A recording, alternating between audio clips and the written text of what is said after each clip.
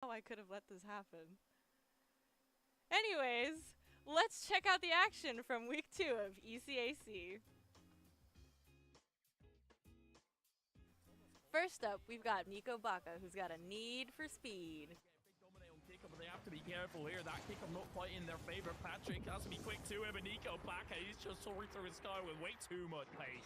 Yeah, you knew this was coming. When this one lingered up in the air for a bit too long from J-Neil's touch, Patrick tried to go up for this one, but Nico, like we said, he's been the fastest player in this lobby the entire... Just a friendly reminder that fireworks always add pizzazz to your points. Of this series. Good read there by Chalk, because if he didn't place down that block, that would have been a really early stock lead that he would have gotten. And wow, that nade.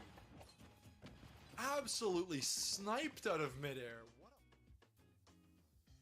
Everyone is in flux when Mount St. Mary's is on the point. To save that piece, and that is the bulk of your healing if you're Emery and Henry. Now you're coming in with both DPS ults and the Shatter, but again, a massive Gravitic Flux comes out from Mount St. Mary's, stops it in their tracks before they can even get started. Yeah, the Tac Vines are gonna deal the final blows to several members of Emery and Henry. Eve has got beef with BSU and wants everyone to know it. One situation left to clutch it out. Oh, no. I'm a little bit afraid here that the wide swing's gonna come out, but Ian's waiting. Ian is being a little bit patient here. Eve is not going to be able to get the first one, and maybe if Ian was able to wait there a little bit longer, Eve would not have been able to get that free. Someone, not me, is going to have to tell Talo Halo that sharing isn't always caring. Gonna feed it, because right now Halo is feeding into it 59% before they have been touched for even 0.1% in this counting. There is Arsene, but he may disappear just as quickly as he has up here. Oh my goodness, Kilomiles, that is a 0 to death if I have ever seen one. Talo Halo. Don't let your guard down. You never know when Rhino will come charging in. Rhino is all the way back. That just goes to show how much they're not wanting to make it, but Rhino with all the control gets the one on the board. Talk about getting one in there. That he actually picks it up initially from a mini pass to himself. That an expert is expecting an expert to do something expertly, right? That is just about as simple as it gets, right? Just literally boiling it down to more basic Rocket League right there. Oh my God! And again, Rhino does it twice in about 30 seconds after no scores. We're bringing it around town with Chowan University. Big fights out short. Town, though, just gets the better of it. Great spray control. Takes 2 down with him, and already Chowan is looking at a 2-0 right now. Gonna try an entry onto the site with quickness. Not willing to take his foot off the pedal, and Town's got a third. The last 2 coming from CT, and Town wants to put the nail in the coffin right here, right now. One is there, he's gonna hear them both. He has a head in front of him, 4 before he goes down, and all it takes is Dusty to finish this one off. Last but certainly not least, Big J5 coming in hot with a big 5K. And Kentucky, they may get the second point for free. Oh, great that shot from Big headshot. J. The second another headshot. one! What? He's got another dragon already. The third. Wait, he finds 3. Big J, he's looking for a 4th. Oh my God, he finds it! He is single-handedly destroying Kentucky right now. Oh my goodness! 4 eliminations, 1 Hanzo, and a brand new Dragons Online. The question. Wow, I miss these awesome clips, and it's only week 2, so make sure to keep up with the action on Twitch at ECAC_esports, Mondays and Tuesdays at 8, and Wednesdays at 7. And make sure to follow their Twitter at ECAC_esports. And thank you to our partner Esports U and to you for hanging out with me today. It is an exciting time as we are entering into the ECC Valorant Semifinals. My name is Sam Tux. Joining me is Rare Adam. And Adam, I mean 2 teams that are going into the semifinals, Utica University versus Molloy University. These 2 teams have a lot of tension going for them right now. Of course, I mean, Molloy coming in as, I want to say, heavy favorites into all of this. They're looking very strong. They're trying to keep their undefeated streak alive a little bit. Right. Utica have that chip on their shoulder just a little bit, though, and they want to try and bring up an upset, try and take down Molloy College here. That's the biggest thing. You want to be able to show that the David and Goliath story, that you're the David who can bring down the Goliath. A 7-0 team, though, that is not going to be an easy thing to conquer in front of you. And for these teams, especially with the maps that we are going to be going on, starting off on the, well, soon to be retired Bind, at least for a little bit, going into Pearl and then ending on Haven. And so there you have it. We got to enjoy Bind before it's gone, Adam. I suppose. I mean, realistically, in collegiate Valorant, it's been one of those maps that you just see so often a lot of the times, and it's either, it's one of those maps that a lot of teams have played a lot because it's been there since beta, so it always sort of pops up there. So I don't mind sort of seeing it for the last hurrah, but at the same time, it's like, okay, time to go, move over, give a little bit more space. But of course, interestingly enough, the second map going to be Pearl, and basically we're going from old to new in that situation. And Pearl, one of those maps that it's been difficult to even get it on a broadcast a lot of the times because teams just want to ban it out. They're not comfortable on that map quite yet. Right. But as it's sort of risen up a little bit more, it's interesting to see the strategies that come through on Pearl specifically. Yeah, we've been seeing a lot of Pearl. We saw a lot of Pearl on VCT Game Changers, where it was basically a map that was picked constantly. And so I think now that the collegiate scene has been able to see some of what the professionals are able to do on there, they feel a little bit more comfortable stepping into the shoes of Pearl and being able to make it work for them. This is also the pick of Utica, so maybe they have something up their sleeves to be able to throw off Molloy University, maybe be able to get them off their game and be able to take a map from them on a map that maybe not comfortable on. Yeah, I think that's a major thing, is that Pearl is, as we mentioned, still such a new map in a lot of ways that some teams haven't had as much time to scrim on it in a lot of ways. And a lot of the times just seeing it in CVAL now sort of pop up, especially when we get into best of five, teams are like, okay, we don't really want to ban Pearl because it's not something that we're against. They want to have like specific map bans and all that sort of stuff if they just don't play a map or something along those lines. But Pearl now starting to slip through the cracks a little bit more. It's always interesting to see what'll come through, especially just in terms of what smokes you want to go for. There's a lot of Omen, there's a lot of Astra, there's a lot of Brimstone. It really just depends on what they want to do there, and it comes down to comfort. And sometimes you can just sort of go off the wall on these newer maps and say, you know what, I like this agent, I'm going to pick it even though it might not be best in slot. Speaking of agents, we do have the agent select screen available now. Look at this. We have the Brimmies hovering at the very least for Utica. Molloy has already chosen theirs. They've already got their roster all set up. We're seeing Brim, Jet, Sky, Chamber. Even after the nerfs, we're still seeing him. This is still an agent that can cause so much chaos. Yeah, and I think a major thing about the Chamber coming through is just it's TN6 there, has a pretty big following on a bunch of social medias and everything, sort of making these Chamber lineups and everything. And I think the day that patch came through and all the notes came down, it was like, you know what, listen, I'm going to find a way to make Chamber work regardless. I think he loves the agent so much that regardless of what happens, he's going to be pulling it out. But nonetheless, there is definitely some changes with that one. Of course, the teleport is a huge change in that regard. And the ult is so slow on the reload now. It just feels weird watching it when you're spectating or something, even in your solo. It's basically an operator now.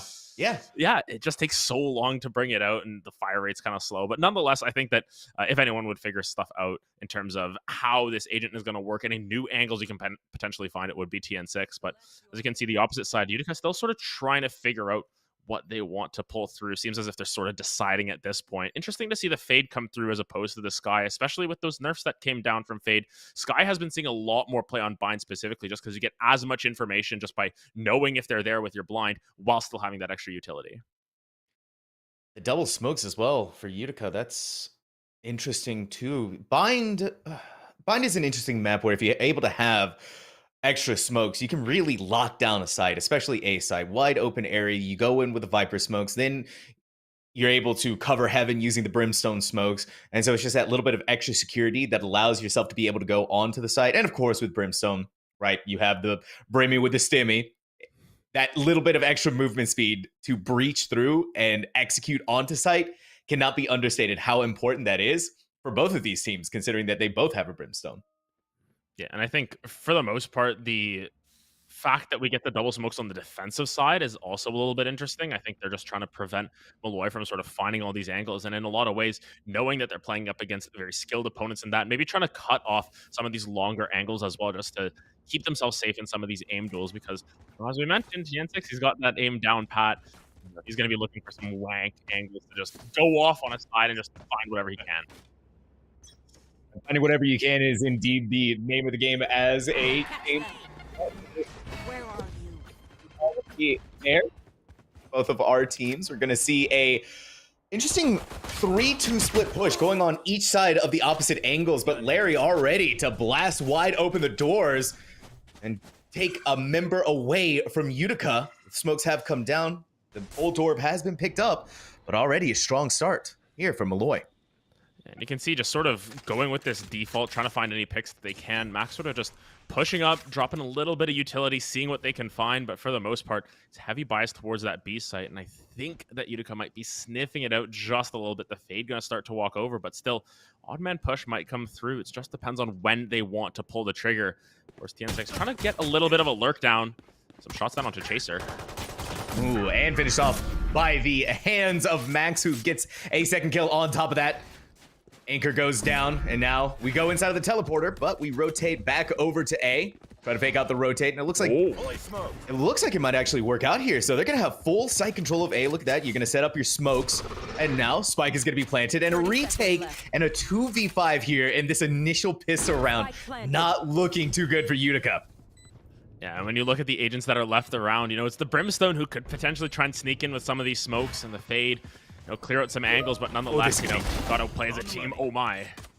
Oh my, indeed. All right. HT showing us how it's done. They walk into Lambs. Get away with a nice frenzy kill. Headshot, a second one. And there we have it. Demon. At the very least, able to trade out the death of the comrade with a spike ticking down and 2 members left for Molloy. Sasuke to be the defender and give Molloy this first round win of the evening. And you can already see TN6 on a little bit of that crazy angle, just standing on top of the box, not really expected to come through, but didn't have enough bullets in the chamber there, unfortunately. So, you know, sort of got cut down in their tracks, but nonetheless, you know, Sasuke and Max still had those angles covered. So difficult to retake 2v5, and what looked promising for a little bit. Just the health bar is not going to be quite enough, but once again, Utica this time might want to try and turn up the tempo a little bit here, push a little bit quicker. You can see all 5 members towards that B site. And when you look at where these members are, the chamber, checking out Utica. Not going to see anyone there quite yet, but timing from Max might just be the right place. Indeed so. Joyce is going to regroup themselves towards backside, and that was beautiful. Already taking out TN6 with 1 headhunter headshot. Deadly. And that's how you start to turn around some of these anti-eco efforts here. You want to take away as many guns as possible. That's the most expensive gun you're taking off the Bulldog out of the hands of TN6, of course. Larry going to trade it back. Max going to pick that one up as another kill, and now, all of a sudden, Molloy gets the man advantage once again. Ooh. You're also dealing inside of Hookah. The smokes have come down, and you have a Spectre in your hands. And in a strange turn of events, it looks like Molloy says, we're going to forget B. Let's go over to A, set up there. We're going to completely fake them out. And it works like a charm. You can see them sort of pushing towards B. They're not going to hear that spike until the notification pops up, and they've been bamboozled. Now got to try and play together, both of them going through teleporter, but what can they do? All of their backside is now just completely blocked off, and the Viper Wall providing absolutely no support this time around. It is the wrong place for that Viper Wall, and it's just because, Molloy, they've got the moves, they've got the rotations. Oh, indeed they do, and you're gonna look right in through showers and Sasuke. Listen, the Spectre got nerfed, right? At that range, doesn't deal as much damage as it used to, but Sasuke completely ignoring those nerfs, securing a double kill with the Spectre inside of heaven. Just standing tall there, finding the kills at the end of it, and now a little bit of a lead going for them. They'll try and convert on this bonus, of course, going to be a little bit more difficult with the weaponry advantage on the opposite side for Utica there, but nonetheless, you know, their aim's been pretty good, and that Bulldog, as always, can be so deadly on these bonus rounds, you know, just provides so much more damage than you're expecting a lot of the times, especially in that quick burst there. Gets so much accuracy, and if they can find a couple of kills here, even if they get some of those Vandals off the board, they're going to be in good shape.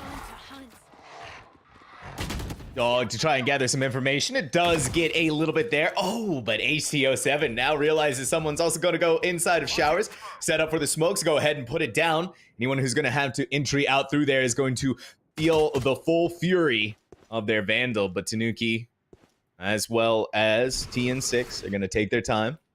We're going to see. They're going to poke. They're going to prod. We're going to maybe be able to make a pick happen here. And indeed so. Instead, though, it's going to happen in Hookah. Max with the patience of the ages lands a clean headshot onto Joyce. Now all by themselves. Anchoring down this site, and the full rotation of Molloy is going to be happening. You can see it's a slow rotation coming through from the Fade at the very least. She's going to be showing up on site, but it's a little bit too late. Anchor will fall, and now the site completely open for the side of Molloy. They're upgrading their weaponry as well, and this is trouble for Utica here because, once again, numbers advantage in favor of Molloy, and they've got a couple of better guns on their side as well. Launching smoke. They have to wait for the molly to go away. You can't entry in on that. It's going to burn your toes. All right, Demon. You do get Larry, but Max is able to make the swing and the trade happen. Hiding out on the high ground, though. TN6 is just a monster. And now, Max, they saw the tip of the barrel. They're going to try and shoot, but somehow it gets a launch. Chaser lives, not only lives, survives, but takes down Max along with it. It looks like the decision might be here from Chaser. A valiant decision as well to just save the Vandal. You're not going to have time. It's a 2v1. Better to be smart with your economy, Adam. Yeah, and one thing to note is Sasuke didn't upgrade the gun there. We'll have to find out if Tanuki was able to do so for themselves. No, actually, both of them not going to be able to pick up Vandals of their own. So a little bit of a gaff there. Maybe didn't know exactly how much time they had. Didn't want to give over that clutch. Didn't want to give over the round and everything. So they'll still be sitting on those Spectres. But at the very least, their economy is going to be a little bit more secure compared to the rest of the team. And yeah, that play, just great shots coming through from Max. What a turn to sort of turn that around. Begin that round out in Molloy's favor, but then at the end of that one, TN6 with a nice shot, and just these shots, the Vandal spray, just a little bit too much to control. Chaser able to hold their cool behind that, but nonetheless, Tour de Force already online here for TN6, so this is going to be dangerous here. Doesn't really matter if they've got the Spectre in hand. They've got the good. I'm liking what I'm seeing here from Utica. They just went inside of showers, annihilated one member of Molloy, and now you kind of scared them away, forced them over to B site. Holding the anchor is going to be TN6 with that newly nerfed Tour de Force, by the way. Utica, they kind of got the read here. They've noticed that Molloy likes to rotate often and quickly, and so already they're moving their way over to B site. And Tanuki just going to go through this Brim Smoke as well. Has to be careful. There is a member on the opposite side. Anchor able to land the headshot, and now numbers advantage now for Utica. They've got the agency to do this, but do they have the angles? Do they have the shot? Do they have the aim in this situation? The aim is going to be most important here, especially when you're dealing with that Tour de Force. A really good molly pushes him away from Gardens. TN6 has to wait for the smokes to go away.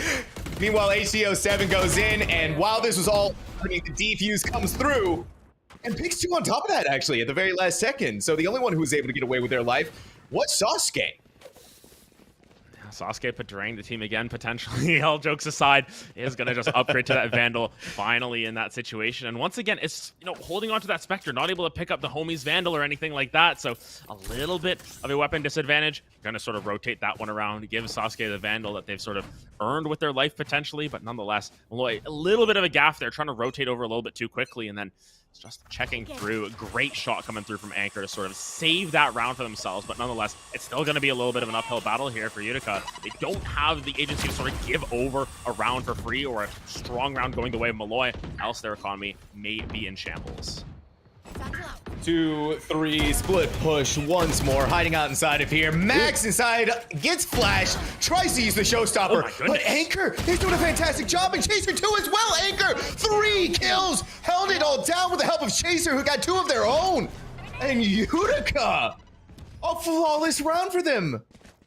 Chaser and Anchor, they sort of just link up together, able to get that read, and they basically just defend that site 2v5 in that situation. Anchor with some great shots coming through. I mean, especially on the rays flying through the air. So difficult to get the head there a lot of the times, but Anchor holds it down, living up to their name in that sense. And now forces a little bit of a save now coming through from the side of Molloy. At least one member is going to be forced back on their economy just a little bit there. Seems like TN6 just going to rely on those headhunters, and now the tables are sort of turned in that situation. Now Molloy are the ones who really need to try and win this round out, else they may be forced to give over another with the state of their economy. I'm interested to see how the shower play is going to happen. Max does have a Vandal in their hands. They're able to make mostly a full buy here. They're looking for any pick and any opportunity that they can. The information has been given, but holding down B site by themselves right now is Anchor. So if the decision comes in from Molloy, let's go ahead, push with the 3 members that we have, is going to be dangerous. Thankfully, though, that Brimstone does come back in, gives them a little bit of breathing room. The smokes do come down as well. Gardens is going to be protected for just a little bit longer. Vision denied for just a moment more. Now TN6. They want to. You can see that they want to. They have it in their eyes. You can see all these angles that Molloy is sort of holding. Oh my goodness, able to land one just right there. Now it's just sort of figuring out where they want to go from here, right? You know, do you want to go towards B? Do you want to stay A? You have the teleporters, the A advantage. You have these extremities under control. Anchor goes down, though. Meanwhile, while Max was feeling a little bit bold, wanted to walk onto site, Chaser is going to slow that roll down. HTO7 is going to bring down the laser beam from above. They may be able to get a kill here. Not quite. Just gone in time. No damage done. On the flip side, though, TN6 has been taken down. Now it's a 3v3. The site retake does need to happen. Now we're going to see Chaser using their showstopper. The real question is, how much more successful is it going to be? No kills, but they do get to survive for just a second longer. And Larry, in an attempt to reposition themselves, only repositions themselves back into the spawn room. Tanuki, while they're coming out of the halls, is going to find out where Joyce is. And once again, Adam, another defuse just comes through. Meanwhile, Sasuke is just going to lurk in CT. Yeah, he's just vibing out there, you know, just, I guess, holding on to the Vandal once again. Realistically, not much of a world where you can do it, but just sort of the turnaround, going through Hall, trying to stay stealthy at all costs. And Utica just say, we'll call your bluff. We will stick the defuse at that. And they've done 2 rounds here already. It's sort of odd to see that come through as their win condition a lot of times when they're just sort of ninja diffuse in these situations. But nonetheless, Molloy are sort of getting the plant down. Their executes are good onto site, but their post plant not in the best of situations. And now with this Viper Spit down through Hookah, it's going to limit the options once again. And Joyce going to try and take an aggressive angle here. Might have just dodged away from the... Oh, never mind. The dog's going to chase him down. And you can see there's a little bit of action on there, but nobody actually checks to see where Joyce is. They thought they were going to reposition into a different area, but no, they're just going to hold elbow and get a kill too on top of that. So you've already taken down Tanuki. Molloy down numbers. This is kind of a team that's like, okay, we're 7-0 right now, but Utica is really hitting hard against this team. And a lot of that's just because they're using their utility just a little bit better, and now the weapon advantage is going to be the one to matter. TN6 able to get a headshot there with the classic, but it's not enough to kill. And now just sort of trying to find anything, anyone at this point, doing absolutely everything. Is able to find that with the right click, and now they've upgraded the weapon. That's going to be huge. HTO7 also taken off the field. One little less thing for, very least, Molloy to worry about, but it's still back and forth. Demon, you're somehow holding these angles with only 5 HP. Finally, though, the Demon has been taken away with 5 HP. Anchor, I appreciate the attempt. You had a classic. There was only so much that you could do. You did do a little bit of damage. Now we're going to see the plan here from Chaser. Do we want to engage in on this 1v3? Or do we want to try and save the Vandal? It looks like it might be the attempt that will come through. Just get hit with a flashbang. They do know now that we're hiding out in CT. So the question is, how good are these angles going to be? You know that Max is hiding out there, but you're going to try and whip out your pain shells. Thankfully, you're able to get around to the other side. You're going to use it once more. One on the head as Max goes down. Look how low Sasuke is. Chaser might actually be able to do this as long as they're able to land the headshot. But they just can't. TN6 gets a 4K this round alone and gives Molloy the lead. And a huge round from TN6 there. I think finding that first kill there, you know, basically with a classic just to upgrade that weapon. And from there is sort of able to snowball the round in their favor. But, you know, Joyce holding a really tight angle, holding the tight ship. This is the play that sort of turns everything around, though. Able to upgrade to that Vandal, gets the heals back up from Sky. And then from there, sort of able to hold the ship. Chaser put a valiant effort forth, but just a little bit too late at that. Took a little bit too much damage on the way out as well. And TN6, 4K, now top fragging in this game as well. Tour de Force, though, going to be popped here. Once again, it's actually a couple of ultimates used on both sides, and now just trying to clear out as much space as possible, try and find any sort of advantages. Once again, it's just a push towards it B. It seems as if they're quite confident with that push. And you're going to push Joyce back once more using the dogs, but rather than abandoning them, no way! Joyce goes right in! Fearless, Adam! And he's able to take down TN6! Yeah, great shot coming through. Like to call that the gentleman's agreement, you know, chamber versus chamber. Who can shoot first? Unfortunately, it seems as if Joyce just had a little bit of an edge there, you know, slight peeker's advantage, I want to say. TN6 wasn't expecting him to swing that far out, and I think at that time either, and just was caught flat-footed. But now, Molloy still trying to push through here. Going to be a little bit difficult with the Viper wall on site here. This is the power of that Viper. You wall off one site, you hold the other side. what can you do if you're Molloy here? You're going to need some pretty big plays. Now we hear footsteps. We're waiting for a potential something to happen here. Smokes are going to come down, but with the way that things have been set up here, look at that crossfire. Utica, this is a team that wants to take these semifinals home for themselves. It's just wiped the floor that round. I mean, it was a hasty push forward, I think, from the side of Molloy, but after that pick on a TN6, they just didn't really have any worries in the world. You know, it was going to be that chamber holding down the B site. They still had the Viper there to support. The 3v4 on site, the dash forward just a little bit too aggressive. And as you said, that crossfire is just a little bit too strong. And now operator in tow on Joyce here. We saw what they did on the Tour de Force. Let's see if they're able to sort of recreate that this time around. Of course, Hero Vandal going to be picked up on TN6. So maybe trying to turn to the tides once again. Did it once, looking to do it again. That boom bot is going to force Joyce back, but you can see what that teleporter nerf kind of does to you. You can only go so far with it now.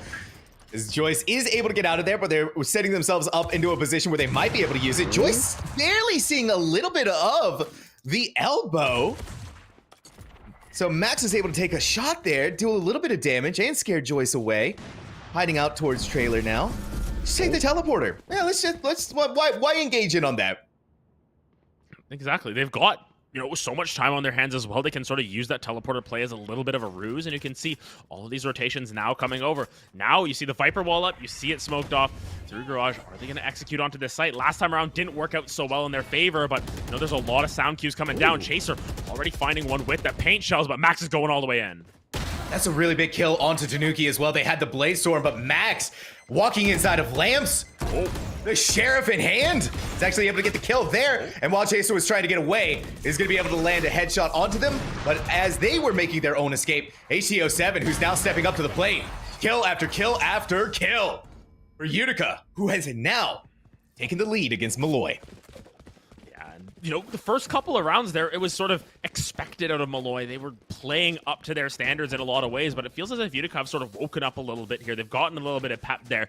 Maybe it just took a couple of rounds for the coffee to kick in or something, and now all of a sudden they're starting to win out a lot on these defensive sides here. And of course, Bind is one of those maps that normally seen as relatively even overall. I mean, you have so much practice on this map that you should have strategies on both sides, but it seems as if Utica's defense is just holding tight here. Thus far, not really giving an inch over to the side of Molloy, especially with those two ninja defuses that realistically... Oh. No way. Yeah, those two ninja... Yeah, I don't know. When you're holding your boom bot... Yeah, exactly. When you're holding a boom bot like that, you're just holding it out in the open. Joyce is... That's just free pickings right there. Sasuke, you're playing with fire too, my friend. You know that Joyce has been a terror so far with that operator in hand. Molloy, they like living dangerously. I got to commend them for that, Adam. Yeah, they're living life on the edge, so to speak, but nonetheless, they're still going to try and hold these angles, of course. A little bit of an unfortunate timing from Max. They're going to actually use a cloudburst there to get this guy out of there. TN6 actually able to pick one up on the opposite side, picked up the operator for themselves, so sort of trying to fight fire with fire. Now just trying to clear it as many angles as possible, of course. This guy's got the aim, just will he be able to use it to Molloy's advantage? Maybe a rotation over from Demon once again. Nightfall, though, going to come down. That's beautiful Nightfall. That is a beautiful Nightfall indeed. Catches almost the entirety of Molloy inside of it, I believe. And so that gives Chaser this chance to be able to walk outside of Showers and capitalize on a kill two on top of that. But she still had to be careful with the man with a plan, TN6 and an operator. But they were not expecting the Viper flank, who just walks right up behind them and commits literal, actual murder. Great flank coming through from Anchor. Once again, you know, sort of been known as the site anchor for this side of Utica, but is able to find that rotation around. I think just walked all the way through T-spawn there. Able to find a nice couple of kills at the end there. But once again, that Nightfall was absolutely amazing. Caught everyone. And of course, Troy's, look at this. Just sort of baffled us at this. He doesn't want to hear my analysis. He just wants to say, I want my one. Get out of there. Clear that space out, and now Utica, hey, they've got their 6 here at the very least. Molloy gonna try and claw that one back, but with this buy, it's a whole bunch of nothing here. It's the garage sale, it's the Goodwill buy coming through. Don't really have a whole lot in their inventories. They've just got to try and do what they can. I'm liking this from Joyce, though. They recognize that, all right, they've been seeing us a couple of times, hiding out inside of the trailer. Saves Anchor's life once more, but the Seekers are going to come in. Forces them to shoot it out. So now you're hiding out. But Max is going to be able to jump down. And once again with that sheriff has just been insane with it so far. They took a lot of damage for their efforts though. 18 HP. So all you have to do now is just sneeze on them. And down they go. The paint shells come in and it's going to deal a double kill. A double kill. Adam, what have we seen with these utility usage from Utica? My goodness. No way, Chaser! Chaser! Are we going to get the ace? The ace! What just happened? Chaser threw paint shells through? In the half. What? I mean, there you go, Chaser. Hey, you know what? That's, what do we say? Adam, what do you say? With a round like that? Nothing. You say nothing, and you just let the art exist there. I mean, he throws the paint shells, and of course, yes, there's one member who's down there, 18 health. You know, maybe the expected kill in that situation, maybe the expected target. But you know, Larry just trying to put the plant down, trying to get anything for this side of Molloy there, gets taken down in the collateral, and all of a sudden going in over the top. Showstopper has the aim to back it up. Such a clean round, and now Molloy just trying to get their last round in here, turn some of this momentum back in their favor, because all that momentum they had from that first little bit of the first half has now gone by the wayside. Everything is going in Utica's favor now. Oh, everything and then some, and I'm pretty sure Chaser has the biggest smile on their face, at the very least in a tournament setting, is something that you absolutely want to. I'm pretty sure there are yells of clip that, clip that, clip that, that are going on for the side of Utica. But now we're seeing an approach from Molloy that we haven't seen in quite some time. They tried the aggressive approach. It didn't work out very well for them. And so now it's time to slow things back down, wait out utility, try to bait it out as best we can, wait for the smokes to go down, and then we attempt to make our move in, which is something that I appreciate here. TN6 and an operator, they've been able to get one here and there, but so far the operator hasn't been okay. The timing was just good enough. I think Anchor saw it, not really confident in the shots, just goes ahead and puts up the poison orb. Yeah, but now TN6 has sort of repositioned themselves. I don't know if Anchor actually saw them, because, you know, they're not quite looking the right way. Max gonna hop onto site here, but oh my goodness, the angles once again. No! Are we gonna get another ace up round two? Okay, Larry to stop Anchor in their tracks, but while they were doing that, Anchor has just these amazing swings that they're able to take so much advantage of. And with Tanuki poking their head out just a little bit in the smokes, you throw it a couple in there. I don't think they realize where Tanuki is just yet.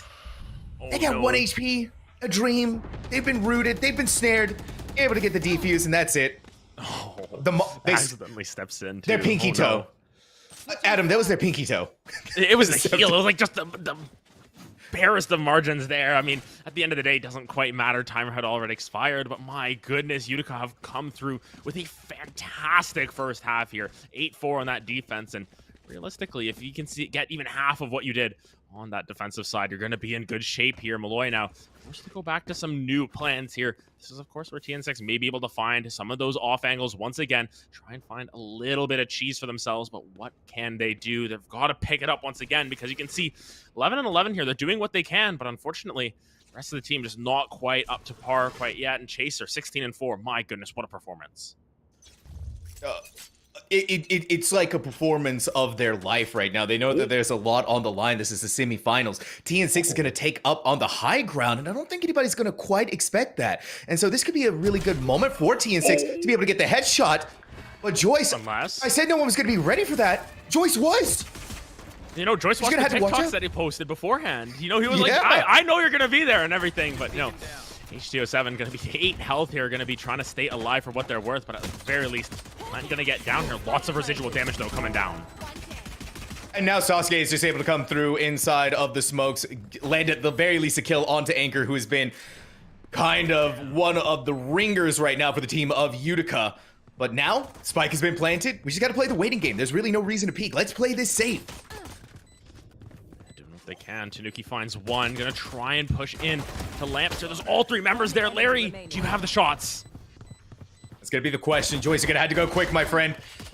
Indeed, so they get one, but in trying to do so, Tanuki was safe thanks to the help of their teammates. Sorry, not Tanuki. Larry was safe thanks to the help of their teammates, and the defuse does come through. Able to hold the line there, just sort of stick it in the same way that Utica was able to do that a couple times in that first half, and now, at the very least, you get a round back under your belt. You take some of the wind out of the sails there. Of course, it was 8 of the last 9 rounds there they were able to pick up for themselves where Utica now, at least you stem that bleeding a little bit here. You need another successful anti-eco around here. You need to try and do what you can.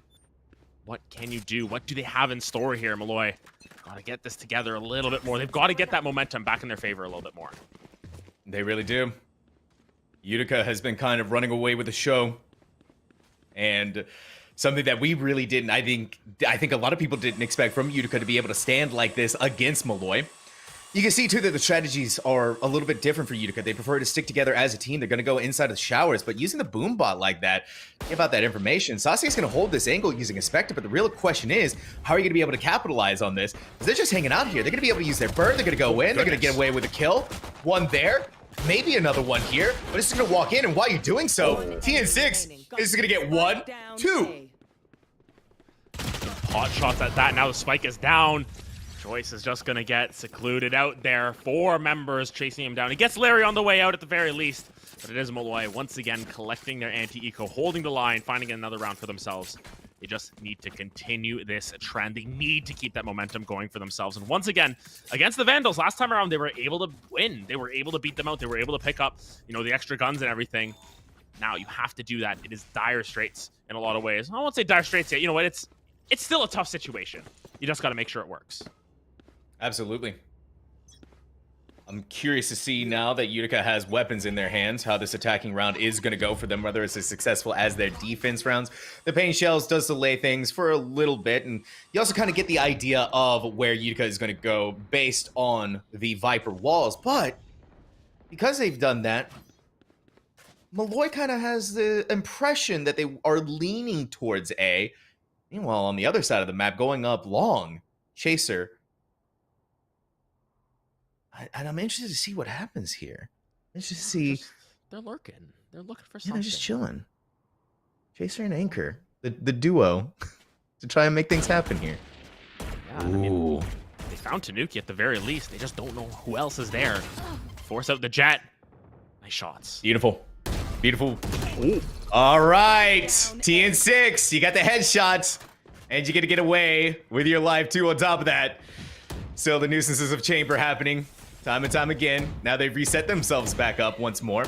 Looking for an opportunity to be able to take another headshot, this time towards showers. But Utica taking a page from the Molloy playbook. Just walk on the site. A couple of whiff shots for TN6 is going to give ATO7 the chance and the opportunity to swing in and save the life of their teammate. Meanwhile, anchoring down to the back of the site, gets a double kill up there. Owen Spike has been planted. Max is stuck inside of Lamps, can't go anywhere. You either walk through the ring of fire. And speaking of fire, a good crossfire gives Max a second to think before Chaser puts that to an end. Anchor's name sort of very apt in that sense, just sort of covering the flanks. Ian still on that defensive half, just holding down a site by themselves.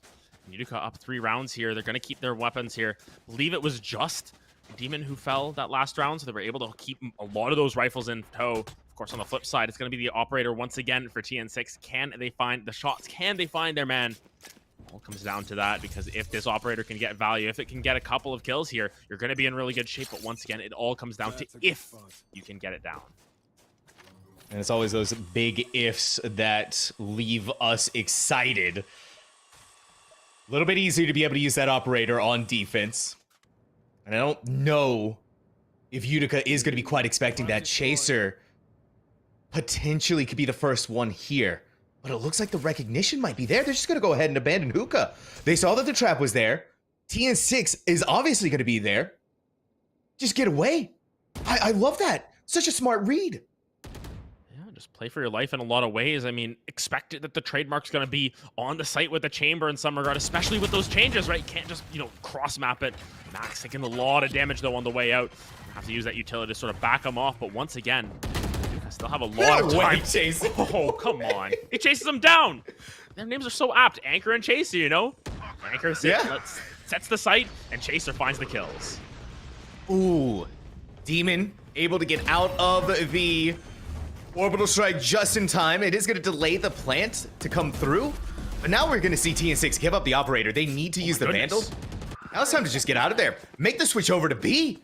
Perfect. That orbital strike was kind of a blessing in disguise. Now Anchor, to delay the push, they're going to use their snake bites. And so TN6 wants to be bold. They know that they have to stop it. but they can't. Anchor gets away with a 3K and another flawless round for Utica. Once again, anchors the site. It just allows the rest of Utica to walk over for free and gets 2-3 in the round total. And my goodness, Utica have come out firing here. Dog story or not, they are looking strong. And now, as expected, the timeout coming through actually from Utica in this situation might be trying to ice out Molloy. Might be. I mean, this could also be a moment, too, where you really want to make sure that you're talking strats to make sure that you secure the win here. I mean, you're 10-6, but that is not an impossible score line for Molloy to be able to make themselves come back. Economically speaking right now, though, Molloy really does need to make the necessary picks to be able to take the guns from Utica. But in all actuality, Utica should still be able to win out this round, giving them the 11th. And so moving forward from that, with that in mind, you know, Utica really, I think, looking forward towards the future, once Molloy gets guns back in their possession, how do we want to make sure that we're safe going into what potentially could be the final 2 rounds?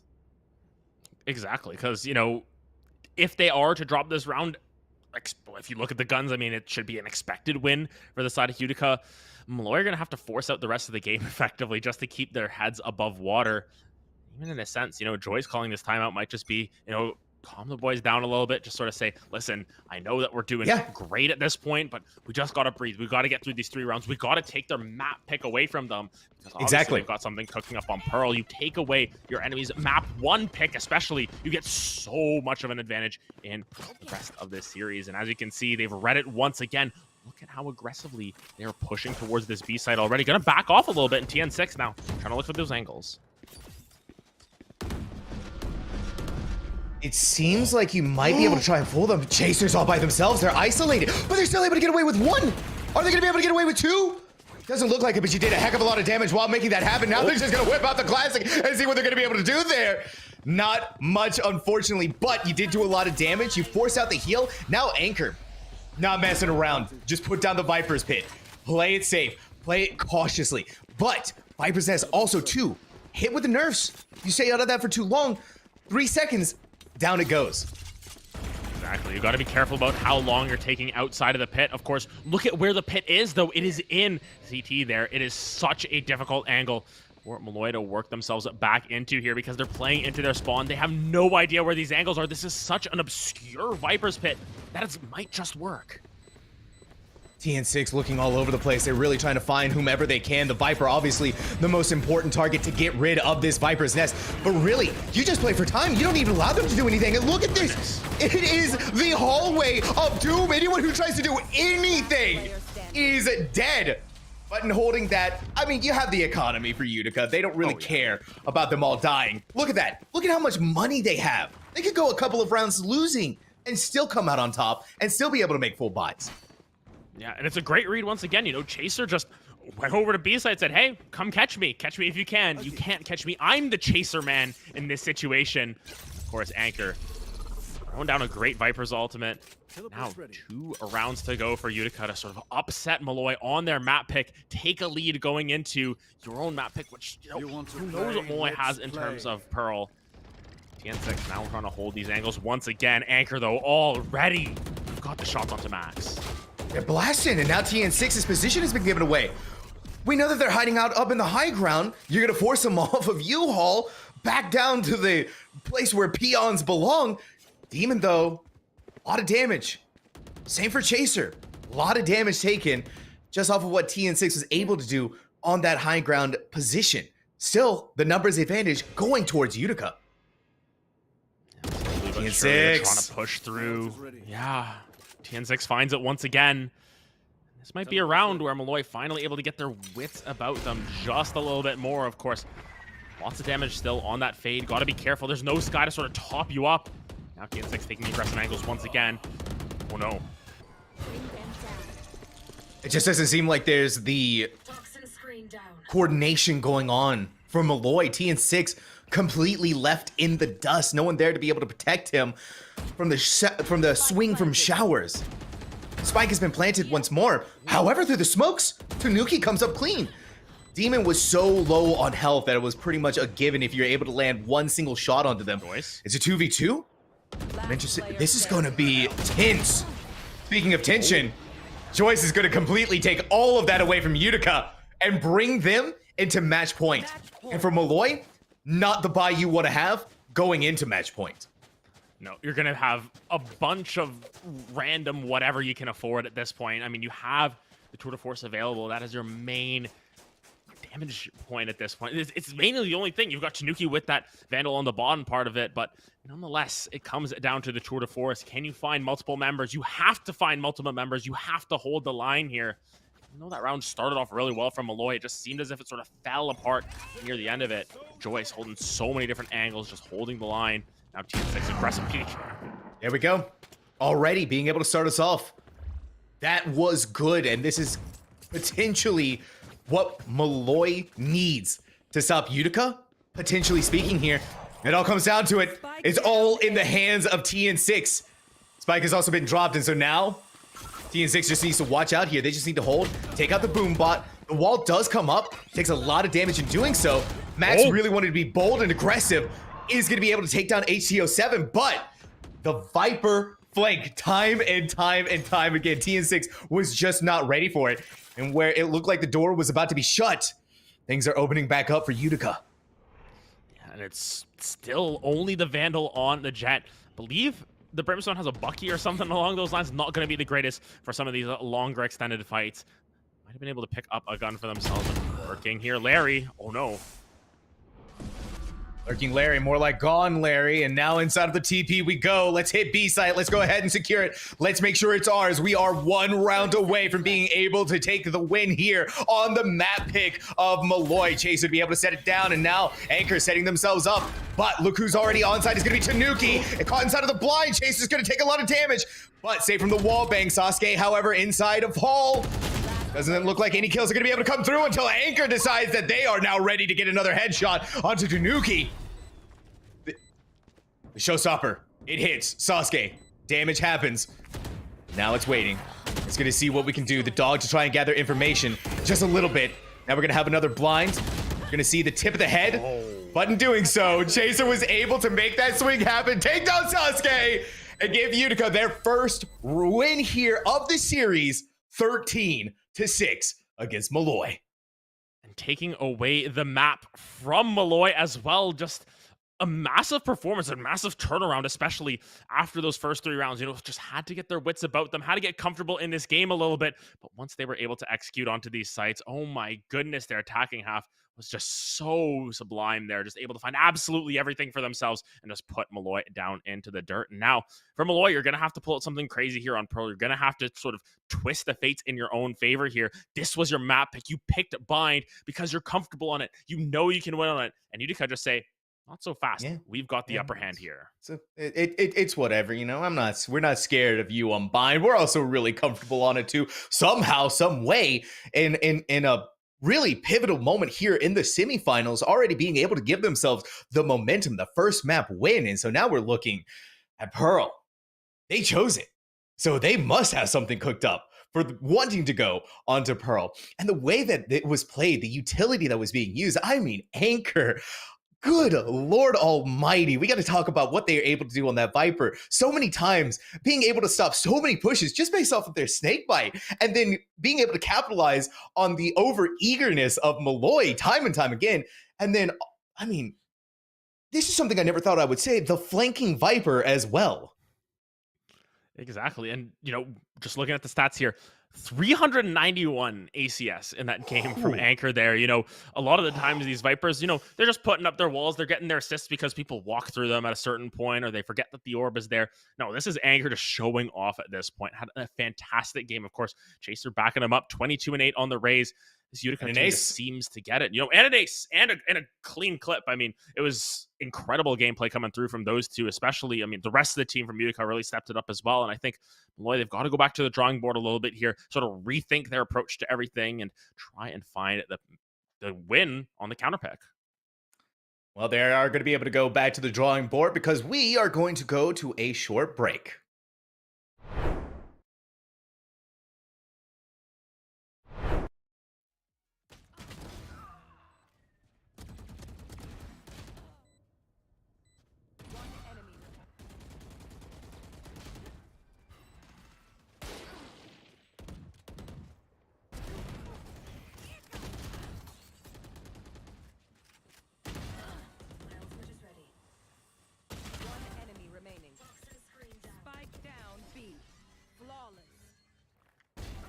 can't miss. Teleport's ready. Last player standing. Hey. Last player standing.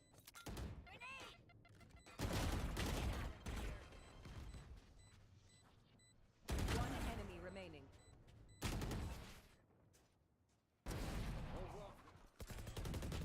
One enemy remaining. Flawless.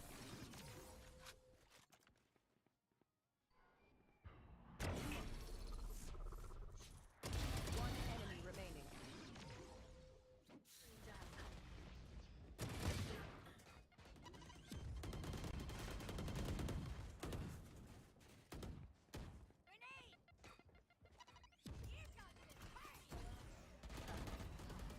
One enemy remaining.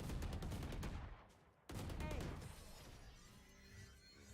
Toxins going up. 3 down. Blinding. Sleep tight.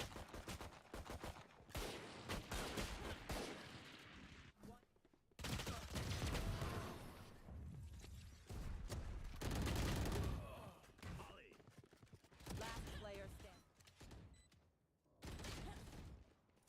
Poison orb emitting. One enemy remaining.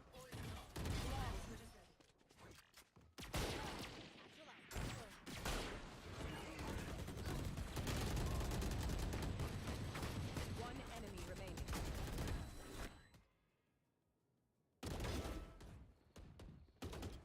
Spike planted.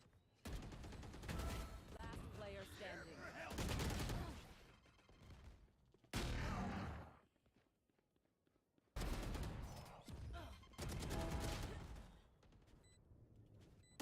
Last player.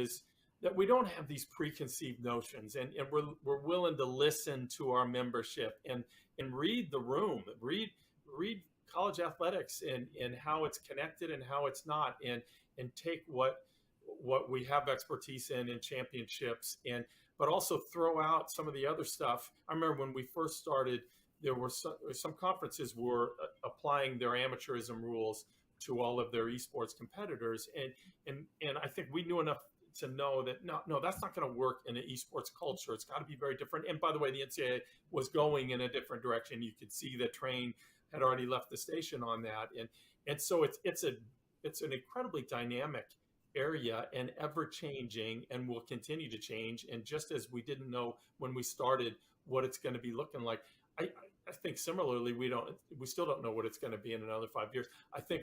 I know enough to know that all of us are still going to have a thriving esports program that's doing a real good service for our members and for our competitors. But we still don't know necessarily what some of that is going to look like, and that's pretty cool about it all. Let me ask you this, because you all are used to dealing with your athletic directors, and each of them are dealing with what's in front of them in their athletic departments. My guess is at least some of your schools are that this is not necessarily Before we go any further into this exciting matchup that we have right now, we do want to talk about the other game that was happening here in the semifinals. So now the winner of this matchup is going to be taking on Southern New Hampshire, who beat out New York Tech. And so that's an exciting moment. We already have one of our grand finalists set. And with how things are looking right now, Utica is setting themselves up to be able to go into that grand finals against Southern New Hampshire, especially with what we just saw on Bind. Yeah, incredible gameplay coming through from them to sort of take down Molloy on their home turf, so to speak, there. And now we swap over to Pearl. Going to be so interesting to see what sort of strategies come through, see what they want to pull out in that regard. I think there's going to be one thing for certain. I think TN6 is going to be on a little bit of a revenge tour there. I think they've got a little bit of a chip there. I think they had a good performance for Molloy. It just wasn't quite enough, as we mentioned. Anchor, Chaser, just a little bit too strong right now. Their aim just popping that extra little bit. It just that extra little bit that took them a long way, and I mean a really dominating fashion too. I don't think we were expecting the 13-6 score line in favor of Utica. Maybe something a little bit closer, maybe 13-11 or 13-10, 13-12, but not 13-6. Not the way that it was. Not for a team that has currently been sitting undefeated. No one has been able to take them down, and now Utica has given them a black eye in these semifinals. And I mean, now we go into their map pick, Pearl. And we've seen just what this team is capable of. And the great thing about Pearl, too, is a lot of the agents that they were playing still translates really well into the map of Pearl.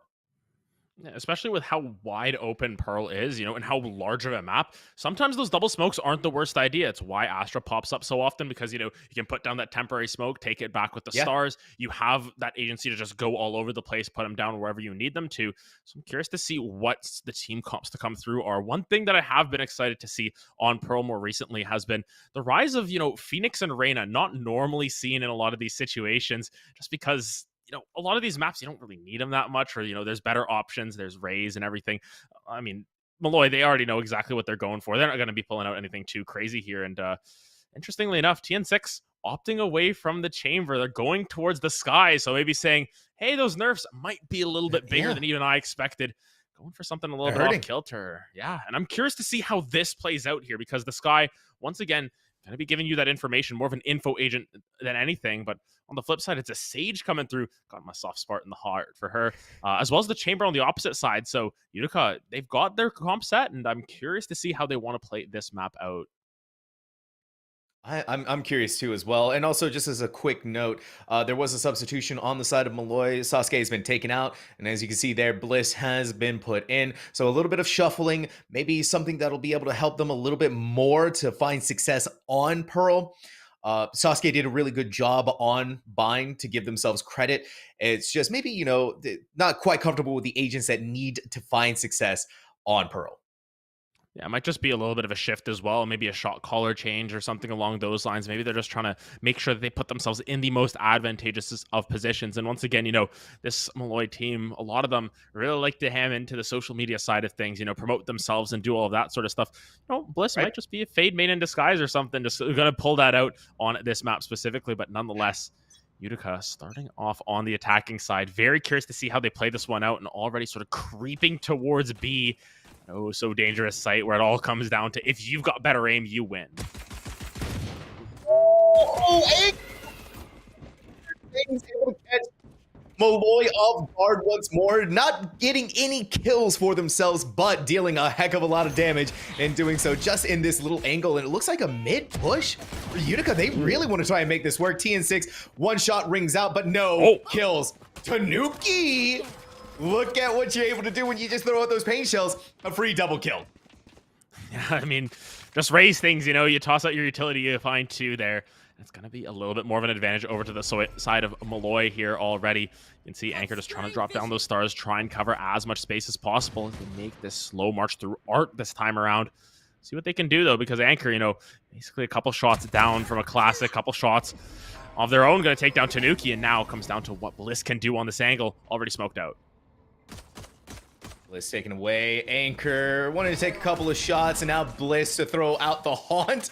Guess what, though? In doing so, they know exactly where you are, and they're going to be appropriately waiting for that. Larry, they're taking such a short position. Bliss, hello? Okay, all right. You're just going to hold that angle. You're going to bait them into you, and you're going to get the kill. Now it's going to be a mad dash to get onto whichever site you're going to be able to for Joyce. They're going to have to be very careful. They're going to have to contend with the KJ turret. KJ on site as well. And by themselves in a 1v3 is going to be a difficult affair. They're able to take down one. A very pivotal one, too, on top of that with the KJ. But the blind is good, as Joyce can't see a dang thing. Larry to kill them out. And there we have it. To be fair, though, Adam, Molloy has won all of the pistol rounds so far, including this one.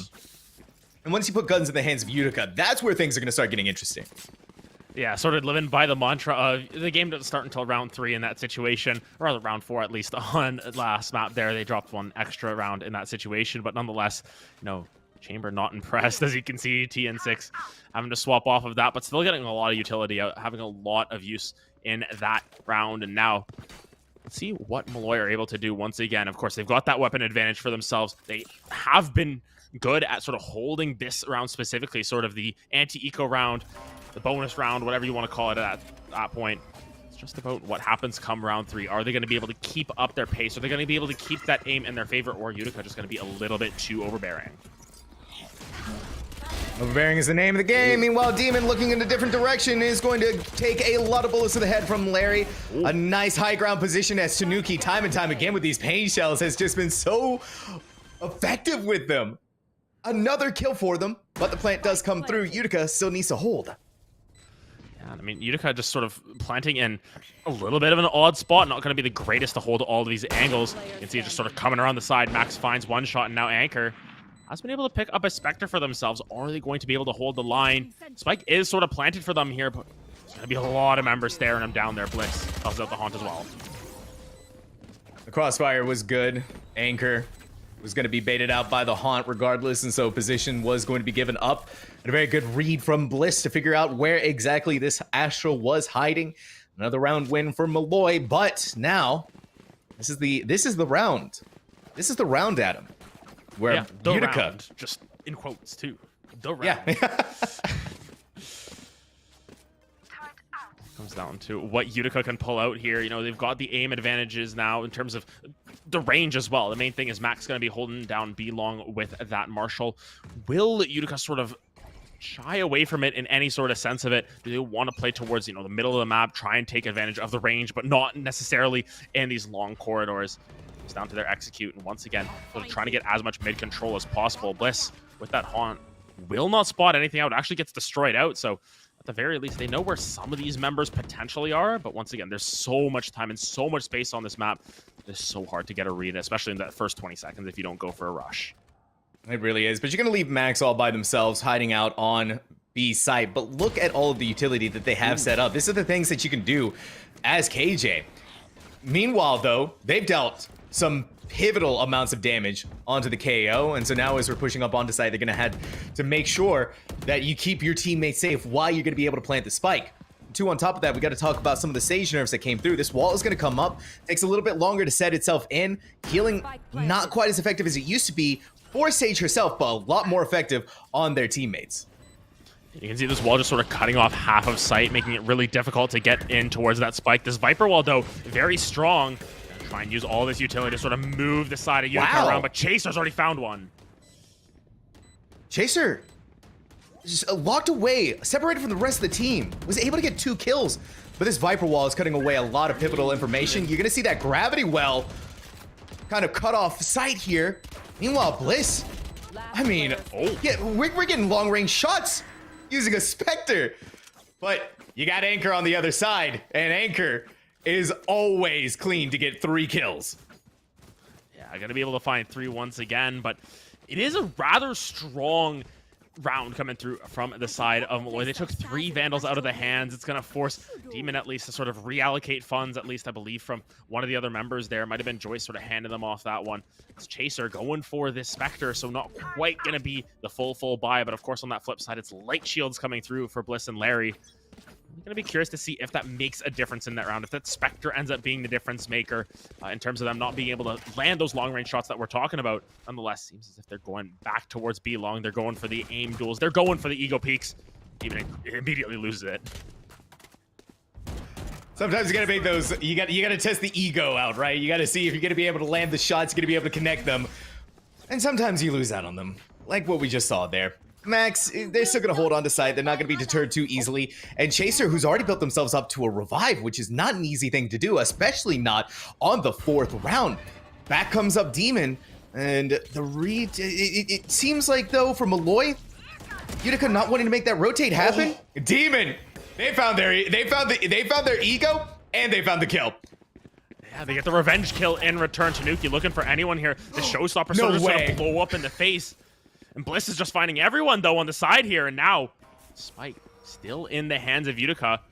They've just turned tail and run. And in this situation, with that Viper wall, with all this up, it's so challenging. Anchor, though. Oh, my. Does not get the kill. 30 seconds left. They do, but the pivotal thing that we need to talk about, they have a Sage. So you're able to get the healing in. You're able to get your health back at the very least. But Anchor doesn't care. They're still gonna try and fight them. They hear them walking Oh my goodness. through CT. No way. Is Anchor gonna be able to do another massive flank? They're none the wiser. No, they just They're want not to wanting back to out risk in it. this situation. Yeah, they want to get that heal. They're going to get that extra little healing that the Sage provides now, but all 3 members coming in through Art. Not be the best of situations. Chaser with that Spectre once again. Not going to land those shots. This is gonna be much more difficult for Anchor to make this work in a 1v4. We know what they're capable of. We know that they can do a lot. But this is just a little bit too much for them to chew through. And now from Molloy, starting to find their footing once more. They've sort of got their groove back a little bit in a sense, you know, feeling a little bit more confident, getting their aim back in that situation, sort of the rotations working a little bit better. And while Anchor had a nice little trade there, taking a lot of damage and almost had the flank opportunity there, ended up going for a little bit of that safer play. Only Max going to be that main victim of that round, but nonetheless, I think that the side of Molloy, they're feeling themselves a little bit more here. They're trying to get that revenge tour in a sense, and I think it all comes down to if they can execute on that. You see the weaponry coming through from the side of Utica. Not going to be fantastic. It's going to be a couple of marshals, a sheriff. It really comes down to if you can land your shots once again, but the tour de force being active, that is going to be that big difference maker once again. Absolutely. And Max, they see it coming. They do not want to tempt fate. That tour de force, even nerfed, is able to get those one-hit kills that will put you down into the ground. And now, it's all about not giving Joyce the opportunity to be able to use it. Deny them the long sight lines and wait for your team to regroup with each other. Take a very important look here, though. Look at how this flank is going to be happening very soon from Molloy. And they know exactly where Chaser wants to plant as well. They're just trying to spam through the box, but Joyce, so Anchor. omnipresent there. Anchor. No way. That's beautiful right there. Now they're going to get the reinforcements in from Joyce, but you had to make sure that they're not going to get the defuse. They're going to be able to stick it, and Larry is good to go. And we have it. Molloy once more. Another round in their pocket. Yeah, they were just forced all the way back B long. They're not in the best of situations to sort of hold the site as much as possible. That Viper wall, though, coming through, I believe, a little bit late there from Larry, just blocking off that sight line. It is so challenging to push into a Killjoy site to begin with. But even then, I think they're starting to figure out that this Viper wall is going to come down later on. They're looking for those diffuses. They're looking to try and just turn tail and give up sights and say, you know what, we will play retake. Thus far, they've done a great job of that. Molloy doing everything that they can to sort of get themselves back in the series, and thus far these rounds have been going well in their favor. But Utica, with guns in their hands again, we know what they can do in this situation. Let's hope that nobody gets taken down by Tanuki's page shells. At least that's what Utica is hoping for, and everybody does get to survive for a little bit longer. And now we're gonna have the Nightfall come through, catches out a couple members of Utica, but now it's all just about let's wait it out. We caught some members of Molloy in the knife from KO. We back away. We back up. We give ourselves some breathing room. Anchor is holding close towards A. Anyone who tries to swing through or maybe make a flank push is going to be met with the full force of their fury. And sort of putting some stars over towards B as well to potentially bait out that. We're going to just take that one back as well. But, with only 2 stars, there's a very limited options that you have. Do you want to save the knock? Do you want to save the pull for after you get that spike down?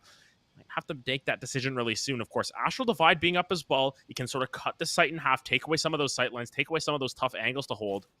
This comes down to if and when they want to use it. Still lurking towards A here, and 30 seconds on the clock. This is where they're going.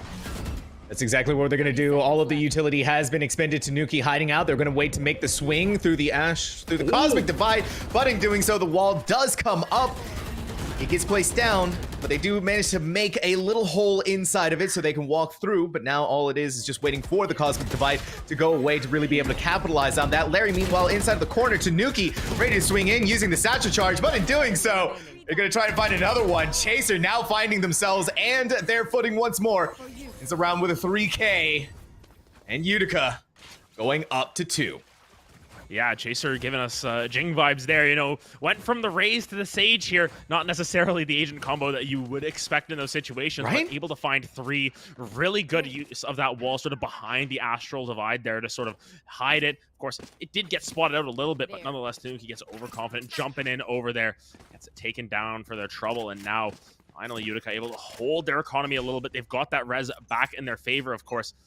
It is just going to be Chaser and Anchor sort of keeping that economy in good standing. It really comes down to what Molloy can do if they can continue strong defense, and that's one way to do it. Take down Joyce. TN6, feeling dicey, feeling good to go. Now you're going to send in the dog. Catches out 2 members of Utica. Holding on top of this high ground, ATO7 and Chaser, another revive for Joyce. They're being able to capitalize a lot on these revives, bringing their teammates back up, and what could potentially be the difference maker in winning this round or losing it. A couple of utility, but no team has found each other yet. On A site, a Viper's Nest.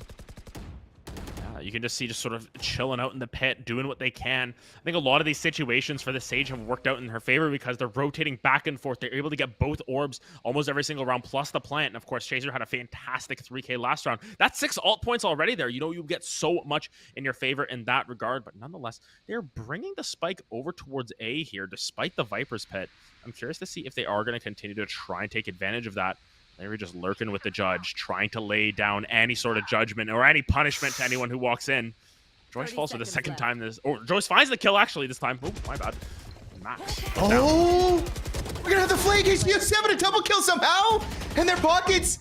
And because they left, Larry left the Viper's Pit, it goes down, the wall comes up, and they're separated. Adam, you couldn't ask for any better timing than that. Now you can see Larry making some jump shots with a judge. But the range on that, Larry has no clue where they want to go.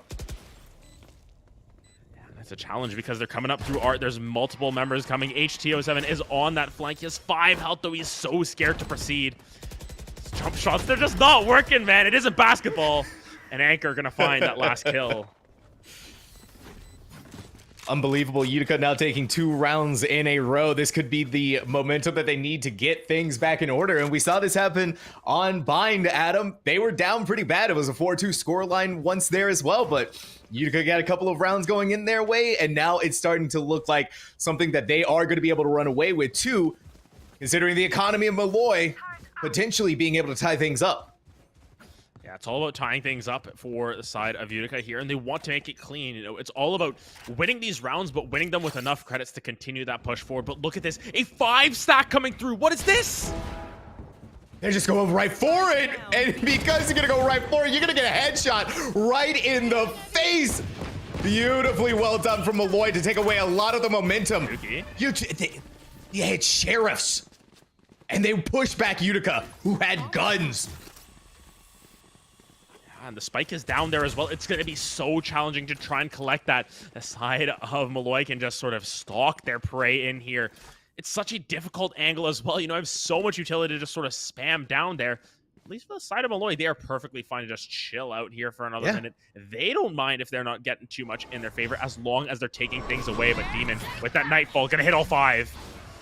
And now the knife as well, see where exactly they are. It's all about spending as much utility as you can to make sure you get as many kills as you can. Joyce. You come through, but now it's Joyce. All alone, all by themselves against Max and Larry. And Max, of course, does have the extra help of their turret. So another member basically with guns in the hands of Molloy. It's going to be really difficult because he still had to go in and get the spike. Wow, a thrifty round win. Yeah, and it's all based on that 5-stack. You know, they read it. They said, hey, listen, we're just going to go 5-stack beef. They're not there. Oh, well, you know, we lose the round, it ties up. Whatever. They go for the gamble, and it works out to a T in a lot of ways. They find the first couple of kills there. The spike is down. It's in such a difficult situation. And, you know, despite the efforts from Demon to try and get back in there and Joyce trying to find those kills, it just wasn't quite enough. Utica will still have a little bit of money in the inventory there, but it is not going to be as healthy as it once was. It's full buys coming through on the opposite side there, Molloy. So happy to escape with some extra guns there. Absolutely. And who knew sometimes the most simple strategy is the most effective one? Let's just bunch up and go for picks. And it worked out massively. But now things are starting to look a little dicey with the loss of Max. This is going to be free entry onto site. Nobody was there. You're going to rely on the KJ to be able to lock it down. And now with the loss of them, all of those nano swarms, all of the alarm bots, and the turret itself too has been taken away from you. Now Chaser to go back inside of Hall. They're not quite able to plant just yet.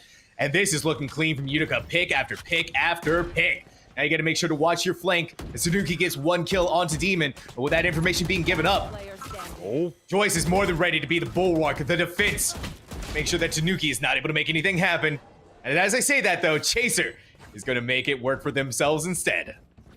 Yeah, now you can see, look, 5 points on that ultimate already. Going to keep stacking that up. Every single plant going towards the Sage is a good punch back in a sense. You know, it's a good retaliation round from the side of Utica. Relatively clean. I think 2 members fell there. Still have the credits in their favor there. Of course, there's the Tour de Force available, the Null Command available. If they so desire, they can push onto a site and they can lock that down with the KO. Of course, on the flip side, though, the kill, quite literally, the lockdown is available for Max. So we'll have to see how they play it out. But once again, Sheriff's in the inventory. And once again, they're just going for a little bit of a rush. Yeah, just go in there. Just go quick. If it worked once, it's going to work again, right? But they didn't quite have the read here just yet. It's all about to go down on A site. HCO7 trying to use the knife to figure out where exactly they are, but the wall is actually going to get that information away as well. Now we're going to see the swarm grenade come in. HCO7 goes down, but inside of their ultimate, so they're still alive. Potentially someone who could revive them, but really you don't want to give that up too much. They're going to throw all of the utility to try and get rid of the KO hiding out inside of there, and now the timer goes away. Really at this point, you're just going to wait. You're going to try and get picks from the positions that you are in. Chaser? Nobody expects the Chaser in the flank, and now the gravity well too on top of that. Catches out so many member, and now this is just a shooting show for Chaser, who just gets to go away with one after another. But I say this, TN6, that was good from them. It was a sheriff, Adam, a sheriff. Oh my They got 3. It was a sheriff against the Tour de Force as well, you know, saying it's the revenge tour. You know, this at Chambers nerfed. I'm going to take him down. I'll do it with my own sheriff. Shaking his fist. Basically just saying, listen, Riot, you took my agent away from me, so I'll take the agent away from Utica as well. And I mean, it's a good round nonetheless. Molloy able to get a lot of that money out of the inventories as well. At the very least, though, Utica tying it up once again. This is their map pick. Of course, we expected them to maybe have some more bold strats coming through. We'll be on that defense in the second half, so we'll still have to see what they've got there. But at the very least, it's 5 rounds going both ways. Should be full buys throughout the next couple of rounds for both of these teams as well. But look at this, the reads once again. Utica this time not risking it at all. No, they're not. Oh, the gravity well! It didn't work out quite as well for Anchor as I think that they were hoping, but you do take down TN6, so an initiator removed. And now you make Molloy think, okay, if we have Anchor hiding out here in their own spawn already, Chaser, I mean, good lord, you just go back, you revive them, but they're working together as a team, they're working together as a unit to make sure that nobody falls. Meanwhile, you just leave Joyce holding down Long with an operator. Yeah, and Max is going to have to try and find that utility usage there. Going to potentially use that lockdown. Just waiting for the right time. When will they use it? It's going to be the question. If the recognition is in their face, you're going to have to make sure that you set it up in the appropriate way. The lockdown does come through, and that's going to force them back away from the site. But with these long sight lines that you can use here, the operator is going to have a lot of impact. The question is, can Joyce make it have the impact that we know it is capable of? Lockdown wasn't able to find anybody, and those gravity wells, time and time again, look at how much of a nuisance they are. Anyone who tries to go inside of them is going to be locked down, and you can see what exactly happens here. This is just a shooting range at this point for Utica. Unbelievable. Now they've taken the lead. Yeah, it's just the firing range, and I mean, it was all down to that wall. Larry put it up, and now it seems as if Utica finally adapted how to play around it, what exactly to do in that situation. You throw the haunt down, you get those silhouettes, and that is when you go to town. You're able to just see all of them. It makes that wall just useless at that point. And Utica getting to 6, trying to push towards 7 here. It's a little bit of a scuffed by once again coming through from the side of Molloy. 2 sheriffs there, though, and we've seen what Tanuki and TN6 can do on that specifically. Got to recreate the magic now, especially against operators coming through. You know, all of these guns full force for the side of Utica. They want to get the 7th round. They want to take the lead into the half. And also for Max, they're not egoing anything anymore. It's all just about holding back and making sure that you gather the information for the site retake on the side of Molloy. But while Chaser's just taking a casual stroll through CT, oh, hey, look, TN6. Let me go ahead and take them down real quick. Now we get to make our jaunt over onto B. Unbelievable from this team. Yeah, the Kitten has claws. The Sage Kitten not going to be doing that for long. Max, though, able to turn it around, but everyone's just fallen already. Anchor, my goodness. Sorry, Adam, I blinked. I blinked, and now Utica has won the round. Yeah, it was that quick. You know, they're execute onto site. They put down that wall, and yes, Max is able to find one on the turnaround. But what do Utica get in turn? 3 other members. They'll take that every single day of the week, and now they get their chance on the defense here, of course, with this being Utica's map pick. Molloy opted to go on the attack first, and now it just comes down to what the defensive strategy is going to be coming through from Utica. They are so close to being able to clinch on their own map. They were able to take away Molloy's home turf. Will they complete the underdog story here? Yet to be determined, of course. There's still a lot of Valorant to be played. Indeed so. And of course, the winner here gets to go on to the grand finals to face off against Southern New Hampshire.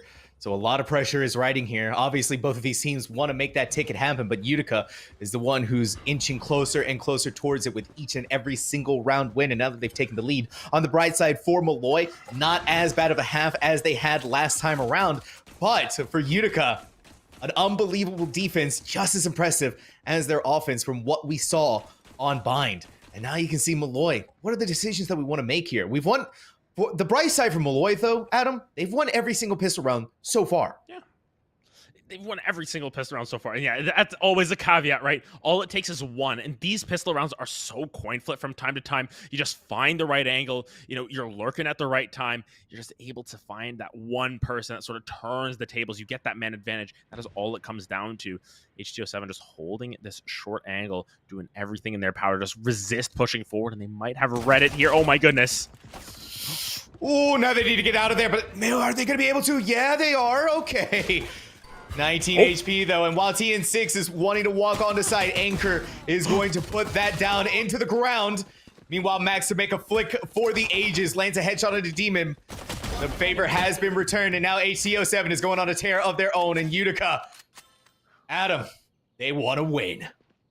We cast their curse that I think we said, you know, they got those 3 first pistol rounds, and now Larry is forced into a little bit of a compromising situation. And granted, found the timing, but do they have enough time? That is the main thing. Do you have time to plant the spike? I believe they will, just barely. Finally, Utica realized it was all a ruse. It was a debate. Now you know exactly where Larry is. Larry, once the position was given away, Anchor is like a laser beam. They honed in on them immediately and called in the rocket strikes. And Adam, for the first time tonight, Utica, it's the pistol round. And I mean, in this position, when we're on series point, and you're staring down the barrel, being able to win against Molloy, exactly what you want. Yeah, and I mean, look at what's happening on the opposite side there. It's potential forces coming through from the side of Molloy. They're feeling the desperation at this point, but realistically, this might be the right call. They're going to potentially get the read and say, hey, we're going to be taking these guns into our own hands. We're going to be taking it to them. We are not going to go down without a fight, and that's 2 Bulldogs on the opposite side. If they can take advantage of this round, it will be absolutely wool over the eyes of Utica. They are not expecting double Bulldogs to be coming through. This is going to be a lot to deal with.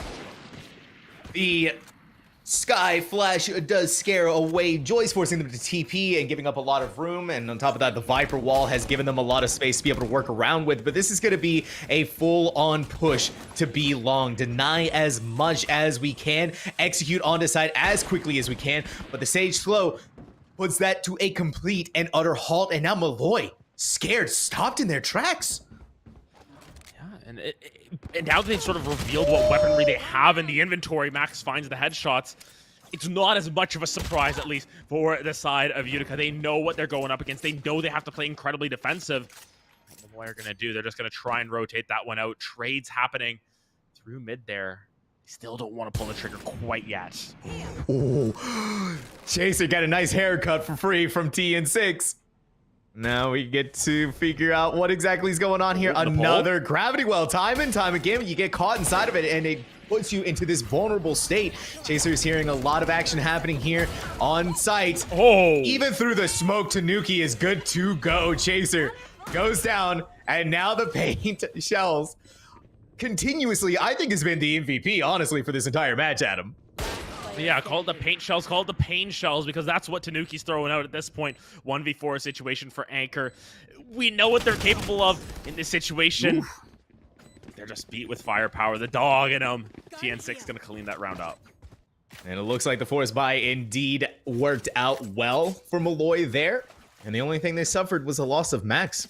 So pretty much the ideal situation that you want to be in, especially going into the second half. A very good amount of patience that came from them as well, not wanting to go onto site too quickly, waiting to figure out where exactly Utica was going to come from, and then just capitalize on that, make the picks that you need to, and then boom, boom, boom. It was all over from there.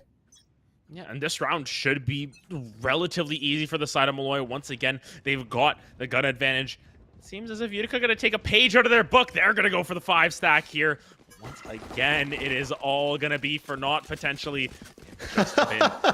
They've been duped. It's the ring around the rosy once again. Duped, bamboozled. Now you're hearing the footsteps, and that is time for Molloy to put the pedal to the metal, get to A as quickly as we can, put down the spike, set up. We need to make sure that they are not going to be able to take us on, and it looks like indeed the read is going to be happening. The spike is going to be planted. Okay, is Utica attacking or are they defending, Adam? And I've seen this so much in the last couple of weeks, getting to see Pearl a little bit more. These teams just love to play on the wrong side of the map. You know what? They said, we did quite good on the defense. We're going to stay on defense, and my goodness, the read is there. The read is there. DT and 6. It's just, listen, we talked about a firing squad, a firing range on B long, and now it's happening here on A main. Another round win for Molloy, and getting very closer to being able to tie things up with Utica. Yeah, they were mad they lost that pistol round and now started to turn things back into their favor. Going to be a pretty strong buy on the opposite side, though. That's the operator for Joyce. They know that they can hold down that B long with all that they can. It all comes down to what Molloy will go for here. Substitution of Bliss coming in as well has been a little bit different. It's a different play from what Sasuke was doing earlier. Bliss just giving them a lot more info, setting up the team in different ways. And I feel like the support structure has just led to Nuki having a little bit more of a time here, having definitely a stronger performance. And I think that has been a big catalyst and why Molloy are making this one a lot closer. Indeed so. Now TN6's dog goes through, figures out that Chaser is holding this angle, and you respect it. You don't go in on Chaser. Chaser has been able to make some clean headshots. Obviously got an ace in the last game. And so now let's just abandon that idea. Let's push towards A. Maybe be able to execute and get the site. You know, they just need to figure out how many people are there. And I think at the very least, we know that Chamber's going to be the last to rotate. Tanuki sort of lurking up through mid. Realistically, the whole side of Molloy are lurking still. They don't want to commit anywhere. Now it seems like a lot more movement coming through that Chamber, taking a different angle. This could be trouble for Max. If they peek this is... Oh, no. It's going to be painful, but... Okay, Max, you made the right decision, my friend. You go on inside of art, maybe look at a couple of paintings instead of getting your head lopped off by Joyce's operator. The Viper wall comes up, and now Joyce needs to be able to reposition themselves. The operator needs to be used, and inside of tower, it's a possibility there. Speaking of possibilities that are happening in mid, Max is going to come up clean, but it's back and forth still.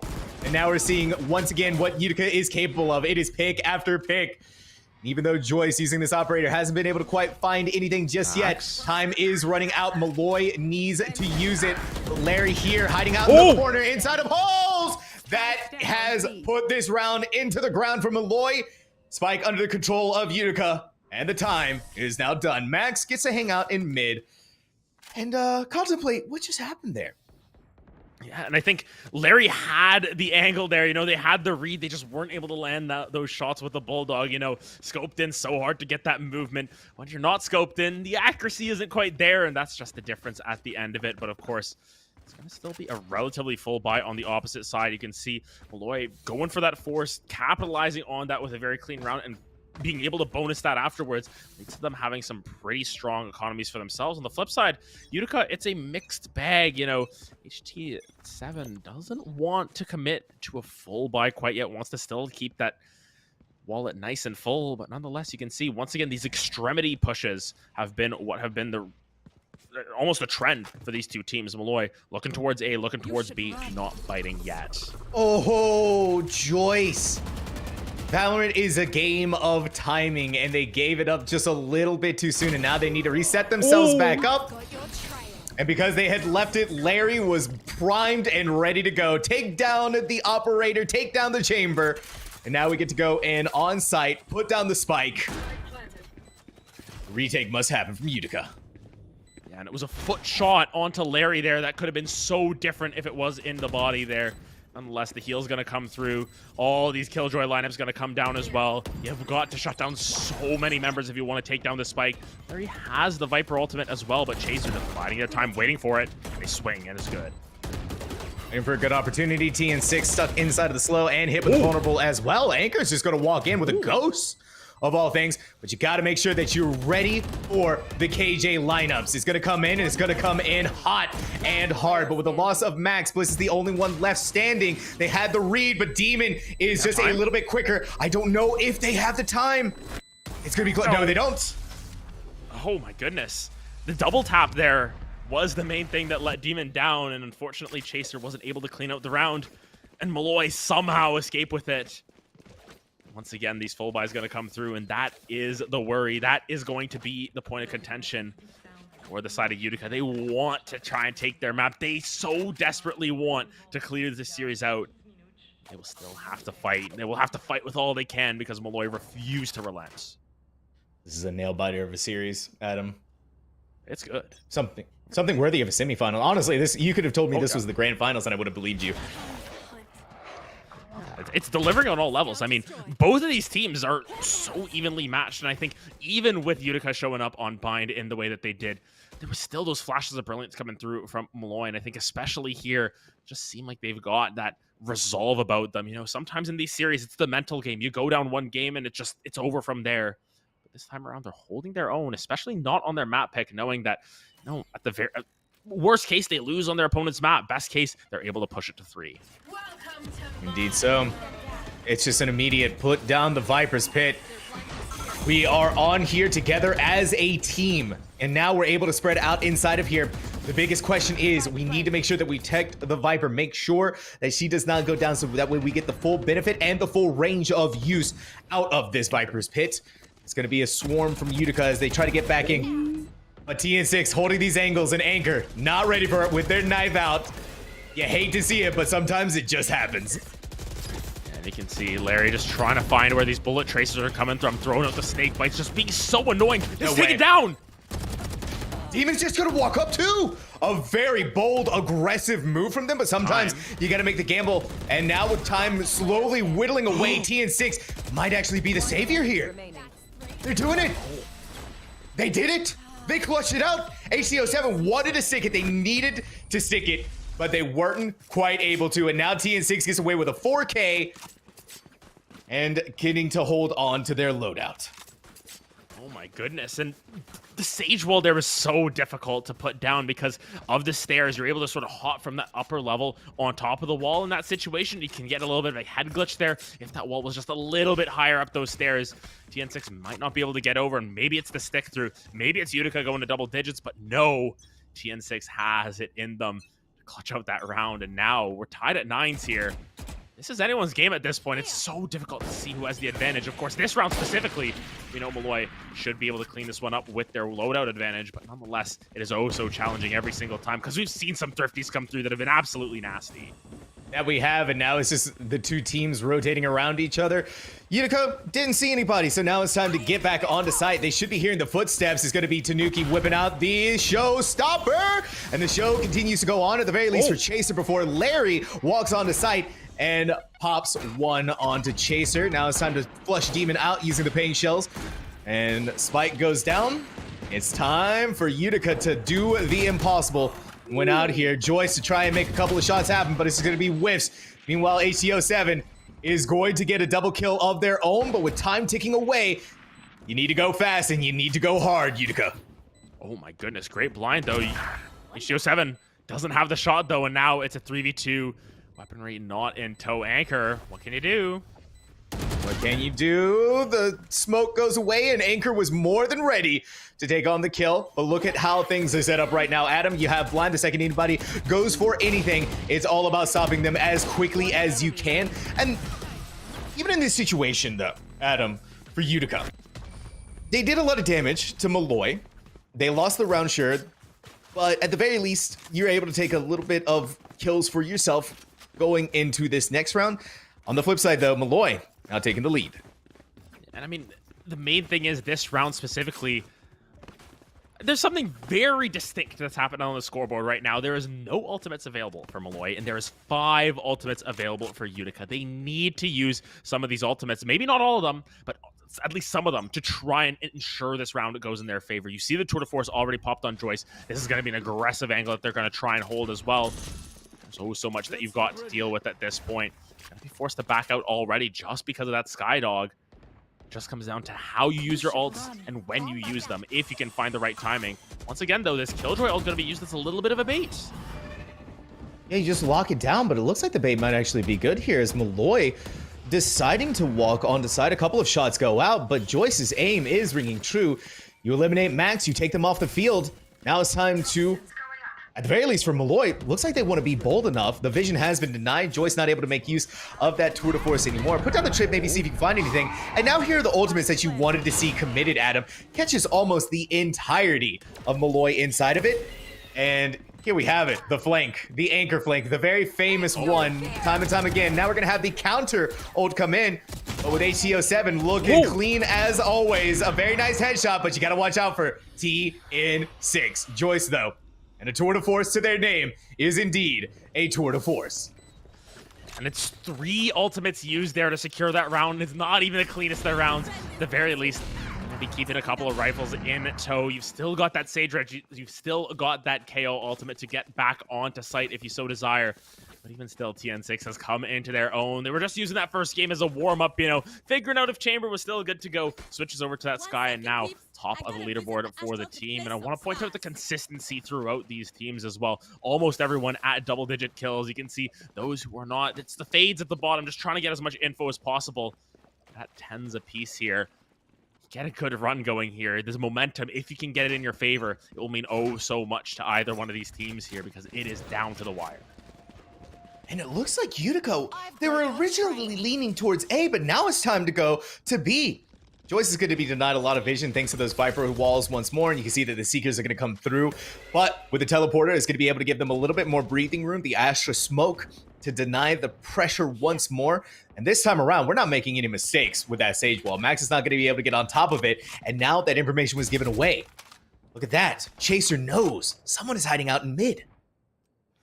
Yeah, you can just see holding down A side as well, just making sure that none of these crazy flanks are coming through. Great blind coming over the top of the house, I think. No good lineups coming down. I like the lineups from some of these teams, nonetheless. Still just gambling. They don't want to commit quite yet. They're waiting for the roulette to be right on the right round. But no, they're going to just back out at that. And Max, this lurk through mid here, hasn't spotted anyone out in a little while. And this knife will definitely reveal what is going on now. There's so much tension, and Demon is about to have one heck of a fight on their hands as the entirety of Molloy has decided to rotate over to A, leaving Max behind in Art by themselves. And I had to be careful, but it looks like they want to go for kind of this flank maneuver. You're gonna have to go quick, though. Molloy, they need to go fast, and they need to be ready. They need to go for it. Demon taken down, but now comes down to the rest of the members. TN6 finds another one. They're investing everything. Just in the nick of time, they're gonna get that all down. Oh my goodness, the sprays are coming. The sprays are coming. With the Viper still alive, a little bit of damage came through from Larry as they get caught inside of the nano swarm. 56 HP and suppressed 2 on top of that! But as they're walking out, all right, it's all down to you, Joyce. You got the gun in hand. It's Tanuki v Joyce, but they don't quite know where they are. Oh! You didn't check your corner, Joyce. And Tanuki was hiding out there with 27 HP to close out that round and give Molloy the 1 round differential before they go into match point. And the main thing is you look across and it's the economies once again, they're in shambles for the side of Utica here. They need absolutely every single credit to matter in this situation. You do still have that round to give up, but do you really want to risk going to overtime? Do you really want to put your game on the line for that? Seems as if they do, because you look at those purchases coming down. It's Demon is the only one with the Spectre. Everyone else has got sort of limited capabilities. That's a great haunt, spotting out 3 members as Max already collects 1. Ooh, TN6 though, holding on for dear life. They're also going to be suppressed out of their heal, but thankfully for them, they're going to be able to rotate in time. Anchor, you're just going to hold here, but holding there actually worked. Tanuki, I mean Tanuki in these pain shells. What can we say, right? Yeah, I mean it was the knock that actually came through to set up a couple of kills for the teammates, but once again, HTO7, who's been good on their aim, does not have a weapon. It's the classic. It's absolutely nothing. Doesn't even have the Molly in tow. Got 1 more blind, but look at this. Ring around the rosy once again. Valiant effort. But Valiance, unfortunately, does not win rounds. Now Molloy, match point. Utica, they're able to make their buys. But this is the round that they need to win. And they're going to go ahead and call a timeout. A smart one at that. The execution needs to be perfect. Has to be at this point. I mean, you finally get full buys coming through on the opposite side. I believe I see 4 Vandals and an Operator coming down. So they've got the firepower. They've got everything in tow. And this round, oh, so pivotal for the side of Utica. You don't want to just sort of give back the break point at that. You were able to take them down on bind, and yet now your backs are up against the wall. 2 match points to defend here for a potential map 3. And even then, you know, map 3, it's all up to the cards at that point. You cannot predict what happens there. It is all down to whether your grit, whether your resolve is enough to keep you in this game. Once again, it's not over yet. You still got that KO ultimate as a retake tool. No ultimates on the opposite side. Showstopper just 1 off, though. So Tanuki may be hunting for that orb. Nonetheless, Molloy will do absolutely everything in their power to upset Utica's upset dreams. The double upset, you know, going all these layers above. It all comes down to this round. Nail biter. The tension is high. A lot of pressure on Utica to be able to close this round out, but they also need to make sure not too many people die, because even if they win this round, if everyone dies, that economy not looking too good. That is a rough position to be in for themselves. But it's going to be a dog towards A. You have 3 members of Molloy hanging out in mid to be able to make their way towards B Link. Joyce starting off strong. Yeah, and H2O7 starting out with a couple of bullets in the arms there. Lucky to be alive at that. The robot going to need some fixing up there, potentially from the Sage. Look at this once again. They know what Molloy's going to do. They know the tricks. The old dog has only so many tricks that they can learn, and it seems as if Utica finally picked up on this one. They know that rotation's coming down. That they do, and they're rewarded for their efforts. Oh, Tanuki! It was the toe, the leg, and the kill now happens. Larry, you took a little bit of damage in your attempt to get over to Hall, but now it's a 2v5 situation, and the ideal break point that Utica really needed. Nate wanted to be in. Bliss is going to be good for 1. That's it. 1 and done. Yeah, too far away. They can't really do anything. It's hide. We can't do anything else. We got to save the Vandal, because for Molloy, their economy wasn't looking too great either.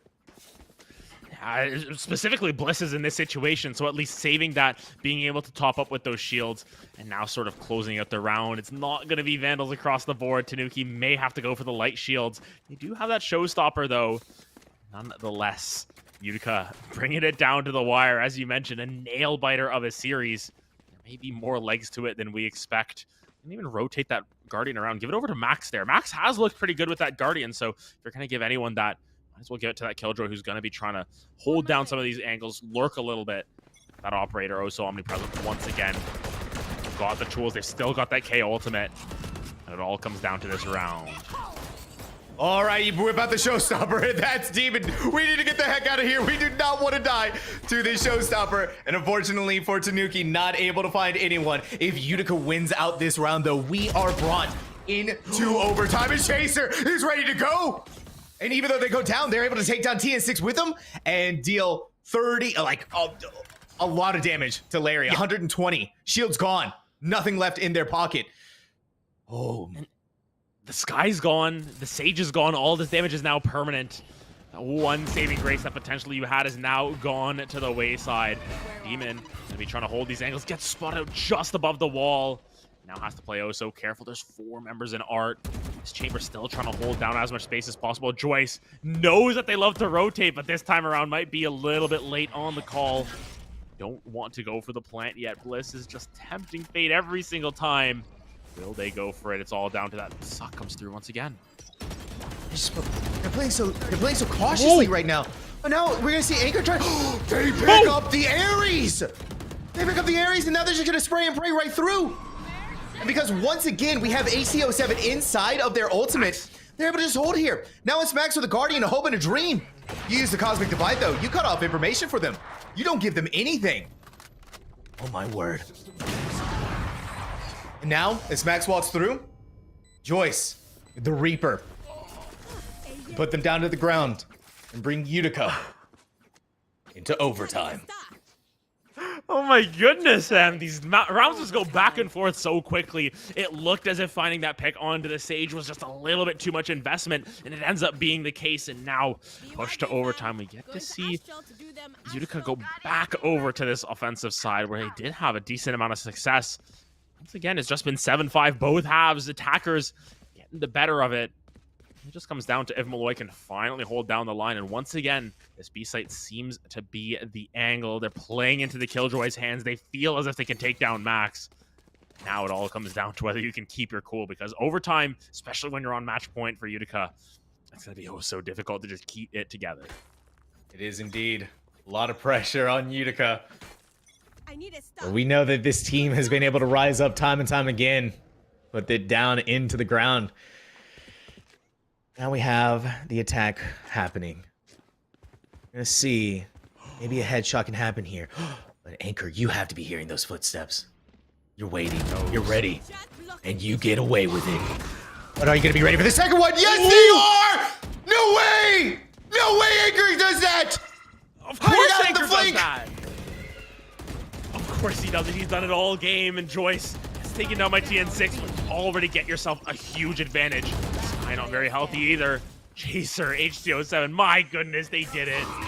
They did it. It's all down to Larry. Larry, you gotta win this. But HC07 is gonna completely deny you that in every single way, shape, and form. Utica, now on match point. The tables have been flipped onto Molloy. 3 rounds in a row, Adam, for Utica. And an unbelievable performance from them. Anchor doing Anchor things. I don't know what to say at this point. You know, he's been doing this all game. He's been that lurk demon every single time. When it matters most, just a little bit too much aggression coming through from Tanuki, and Bliss gets punished immediately. And they do on the defensive side of things. I believe Demon has an Odin in the hands too, which might be a little bit of a nice switch up. It's Anchor actually taking that. Oh man, the Odin. Oh, so scary if you aren't expecting it, especially after they've played 2 full maps at this point going into overtime. You never expect the Odin, but it'll catch you by surprise, and it could win them the game. It could indeed. We're having a bit of a default for Utica right now, but Molloy is going to make their 4-man push onto B. It is get everyone here as quickly as we possibly can. This time around, though, Max gets 2 of their own. Joyce is holding out in here, waiting for an opportunity. Anything that could possibly happen to try and even things back out around once more. But the spike was dropped there, Adam.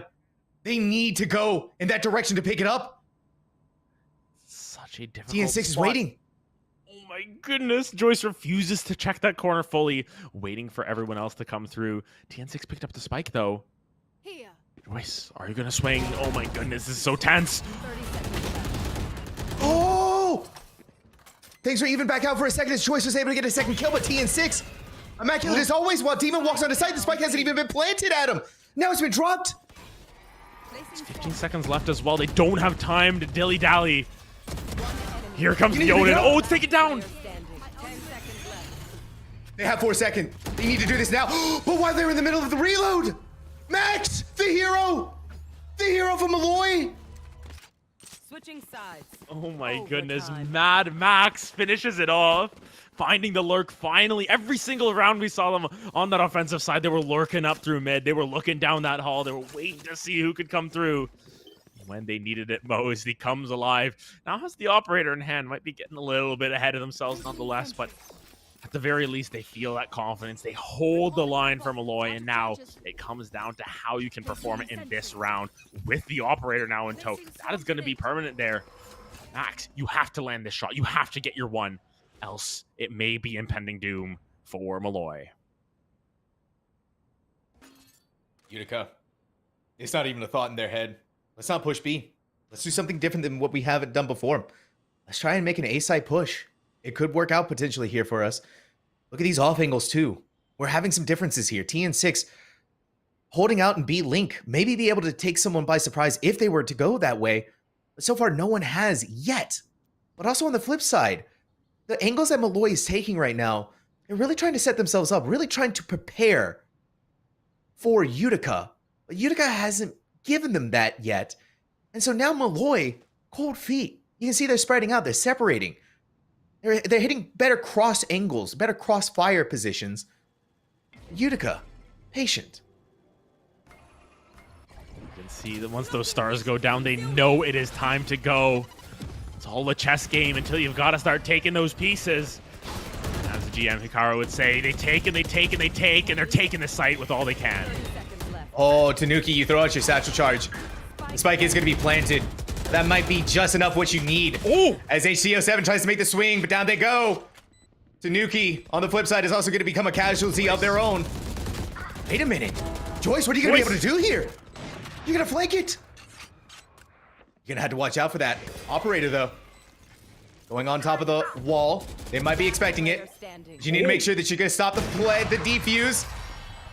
But Max, once again, putting things down and winning rounds. Molloy, now a match point of their own. Again. Switching sides. Again, once again, you know, they've just been able to claw it back. The operator gets the value right at the end of there. I think even if he had a couple more bullets to have to come through from a Vandal, from a Phantom or something, maybe there's the world to turn it around, because he looked at those other two members. They were a bullet apiece there at that. Joyce had the angle, just wasn't able to execute in time. Now it comes down to if Utica can find the defense for themselves once again. They're able to hold on against those 2 match points. Not looking to give that up now, but my goodness, it comes down to the nerves, it comes down to the tension, it comes down to the preparation. And that haunt's been thrown out a couple times. You gotta expect it at this point. That's pivotal information given over to the side of Molloy. Really is. Now Molloy knows what to expect. We know they're leaning towards B. At the very least, 2 members are.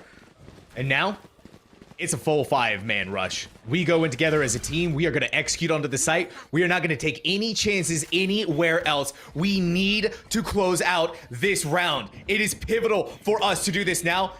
The bird is going to catch someone out inside of halls, but Anchor is going to be safe thanks to their gravity well. Now it's time for them to reposition once more, but a clean kill comes in. Anchor, beautiful as always, but has met their demise, has met their doom. The spike has been planted. And now, the Viper's Pit. Oh my goodness, and this Viper's Pit brings a whole new layer to this. We saw, you know, the res get charged up from, I think it was, well, from the Sage. I think it was the first overtime round. They were able to get that. You know, it's a plant, a kill, and the orb. But now the Viper's Pit so much more difficult to contend with, but TN6 has 32 health, cannot take a single shot at this point. The wall's down as well. It's gonna be hard to retake. It's going back and forth. Down goes the Viper. They're running out of time, Chaser. You gotta make this happen. You know where Max is. But you gotta go for the defuse. You have no other option. Stick it. There it is. Molloy. Once again, Max. 3 rounds in a row. All thanks to them.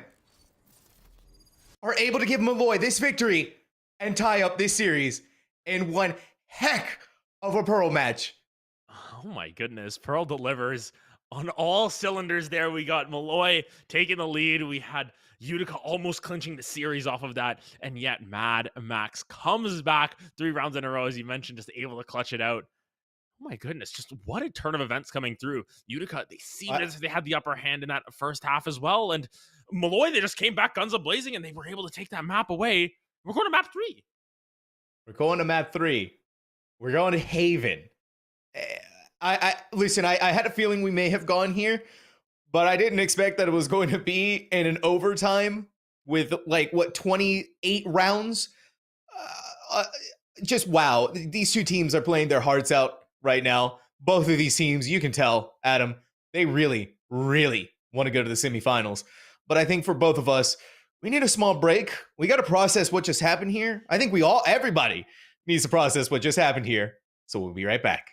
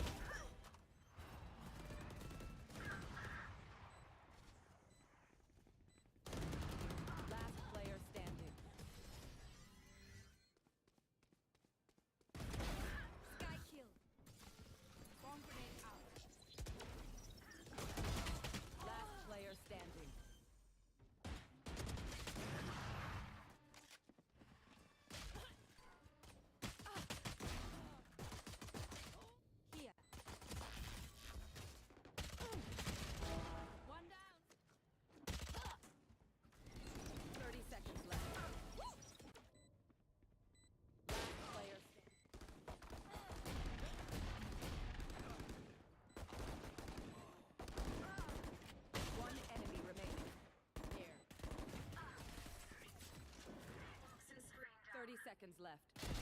Terminated. My ultimate is ready. Last player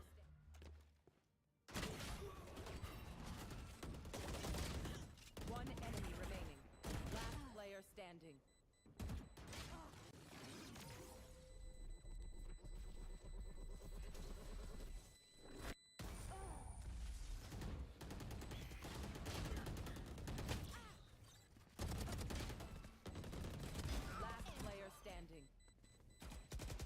One enemy remaining.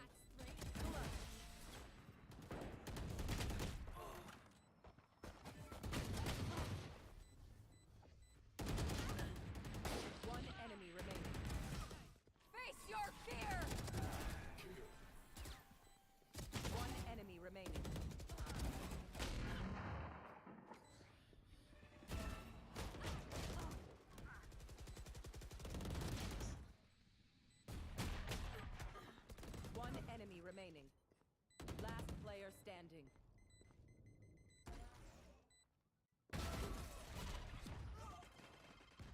Player standing.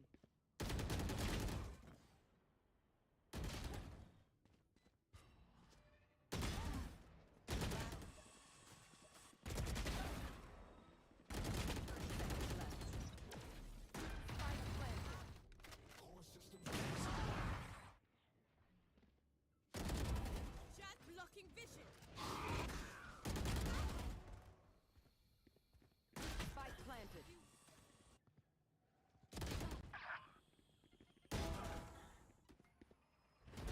I don't think so. 30 seconds left. One enemy left. Spike planted. You lose. Last player standing.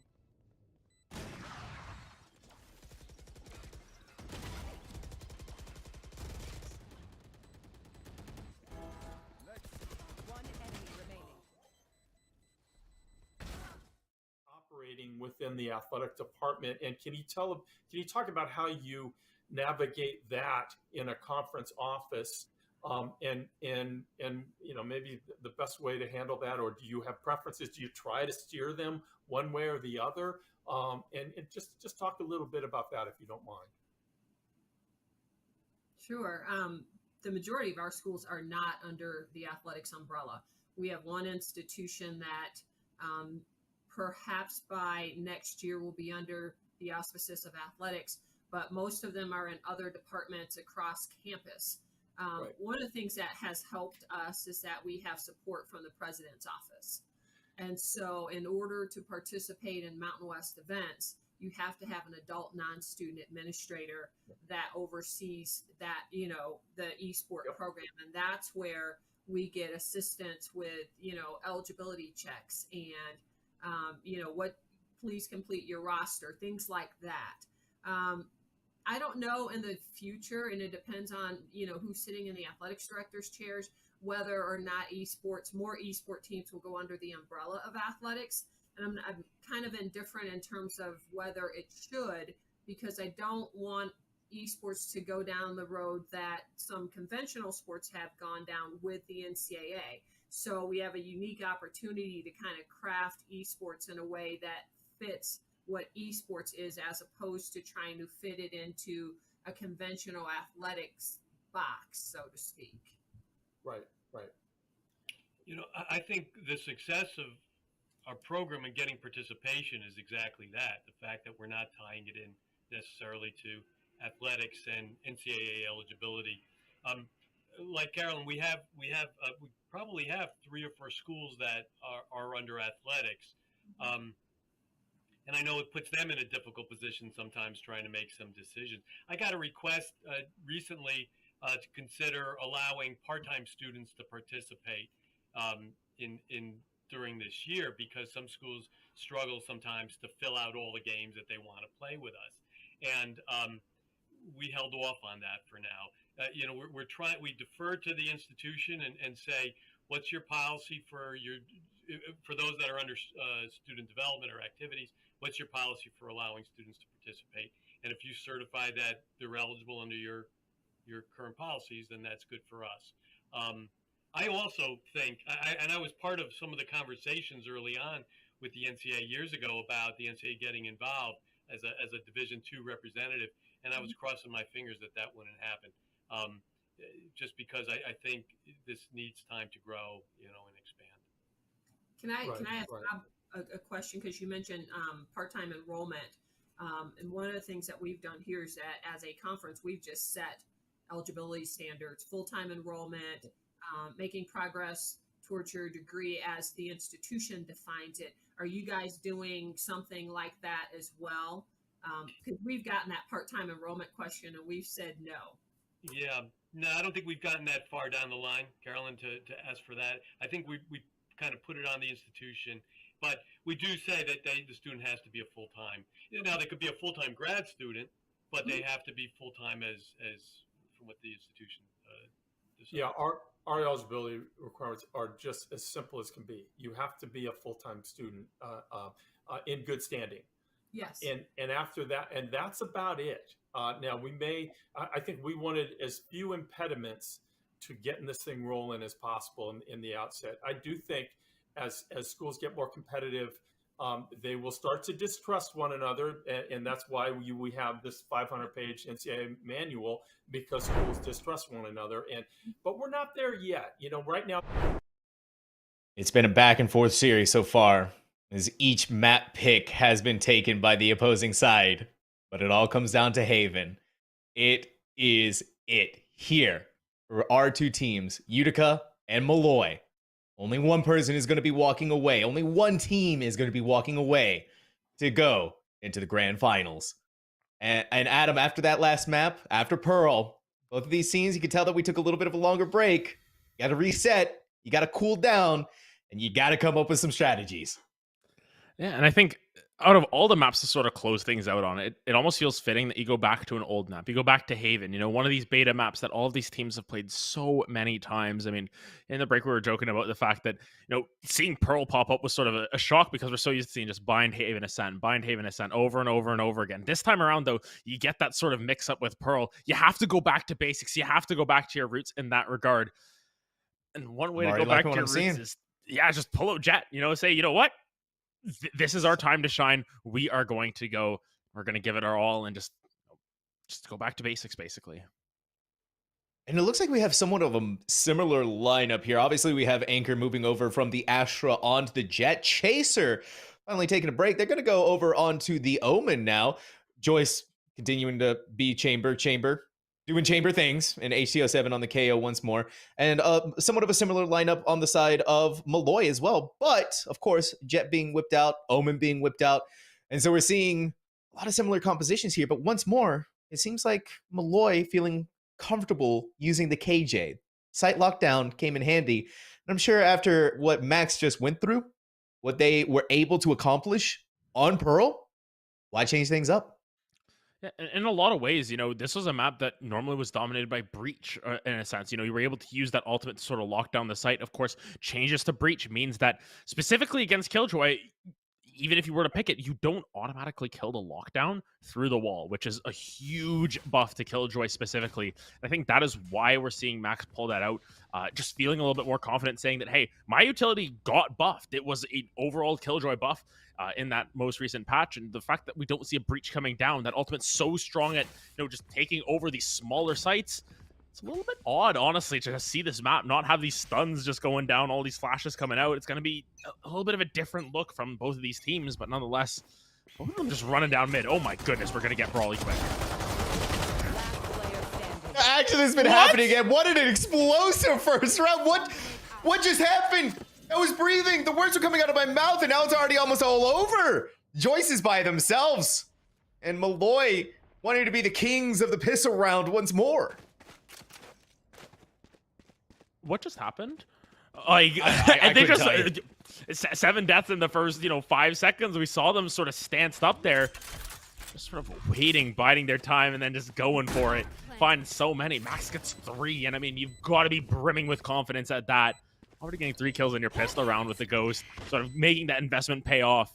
Granted, they don't have any post-plant security here. Joyce maybe in a little bit of a rough situation. Sees where the spike is. Does not actually get spotted out quite yet. But they're just holding their fire. Joyce, oh my goodness. Oh my goodness. You also have that KJ. Guess what? That turret comes up. You're able to give out all of that sweet, juicy information.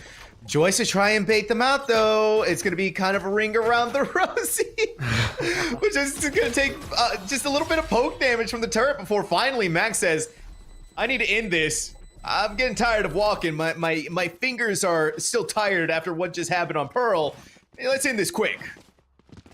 Yeah, and I mean, look at the credits that are in Max's inventory now. Most of the time you see sort of a buy up towards the Spectres. They are still going to go for that. Would have potentially like to see just a Vandal come through and say, you know what, we're taking it down. We're going to be able to hold this gun. We're going to win this round as much as possible. But even still, I think when you're down, when your backs up against the wall no matter what in this series, you cannot afford to lose this game. I think it is safer to just go for the matching option, 5 Spectres versus 5 Classics. It's going to be going. Wait. Okay, Larry. Sure, you lose out on TN6, but you get 2 of your own, and it looks like Utica, not quite able to do what Molloy is able to do themselves. Oh, but no one's watching out for Chaser in the corner. And so Tanuki's gonna take a big old headshot there. And then there's the alarm bot that's gonna find out Joyce. Now it's all just walk on, make sure that we're pre-firing, and we leave poor Demon all by their lonesome once more. Valiant effort, but Max, listen, they're taking what they did on Pearl, and now they're bringing it onto Haven already. Fragging out at 7 kills. Adam, 7. Yeah, they're having the time of their life. They've already got that lockdown in tow as well. And I mean, in a lot of ways, that's why I sort of wanted to see that Vandal come through. Maybe just say, no, we're going to win this round. We're going to take it all the way. And now with that Spectre in tow, going to be just trying to look to lock down the site, get on there as quickly as possible, because thus far, you know, the last couple of maps, they were playing a little bit slower. They wanted to play back. Molloy is saying, nah, we're going fast. We're going my speed. It's as if they're playing 5 neons here. They're just trying to sprint these sites down and get as much done as possible. But this time around, a little bit more of a read. They hear them going in through short here, and Anchor already started to fire through. Checking PC. Check a PC. That's what you got to do. Tanuki, I think screaming that as well. You're trying to walk through the smoke. You're trying to have a good time. You're trying to engage and execute on site. But instead, the only thing you're going to be getting for your effort is put down. And now it's going to be Molloy looking for any opportunities. Maybe a little cheeky peek in through garage, a potential way that could happen there. Joyce making, you can see that Utica's putting out some pings, or Molloy's putting out some pings. Now the Haunt comes in, but Joyce was angled perfectly to make sure that they're not caught inside of that. Now all the vision has been denied thanks to the Omen smokes. They're just gonna hold here, but they're still hearing the footsteps.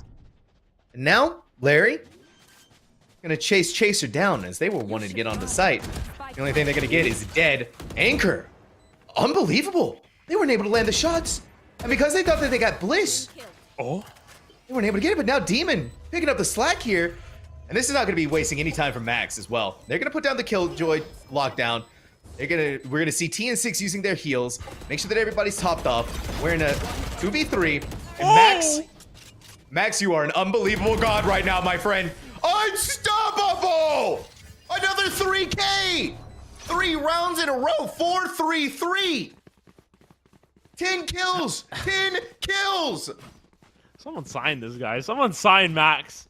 He needs to be up at the highest level right now. He is playing as if he is smurfing on all of these kids right now. He's got more kills than everyone else. Well, let's do some math. 4, 5, and then other team. You know, he's got 3 less kills than everyone else on both teams combined. You know what, Adam? I'm glad you did that math because I would have never been able to do that. He's doing the most. He's doing the most. That I can 100% agree with. It's like someone told Max that, hey, we get to go to the grand finals if we win this, and he was like, wait, we do? Oh, okay, hold on. Let me go ahead and drop 10 kills before we even get into the 4th round. He's halfway through his ultimate again. You know, we might just get like Killjoy lockdowns every 2 rounds at this rate. You know, it's just an incredible opening coming through from Max. They're feeling so good about this game. And it all just comes down to if they can keep it consistent, if they can continue that push forward. Onto C-site they go. Omen ultimate also going to be popped there. Just clearing out as much space as possible. Yeah, there is no walking through that Odin. The meat shredder just coming down. Yeah, and you can see exactly what it did to HTO7 there, sitting at 83. Now valiant effort, but TN6 not going to let anyone walk through that garage. It is going to be a hail of bullets raining down from above. And TN6 with a 4K of their own. They got to catch up to Max. With the Odin just spraying and praying at that point, able to sort of pivot it around, find the kills. Max didn't have to do anything. Max had the easy job that round, just sort of walked on the site, covered an angle, and let TN6 do the rest. And my goodness, they are coming out locked and loaded. Molloy said they messed around for long enough. They've played too many games. They gave over bind. Now they're just all firing on all cylinders. This is incredible to watch this far. 5-1-6 coming through from TN6.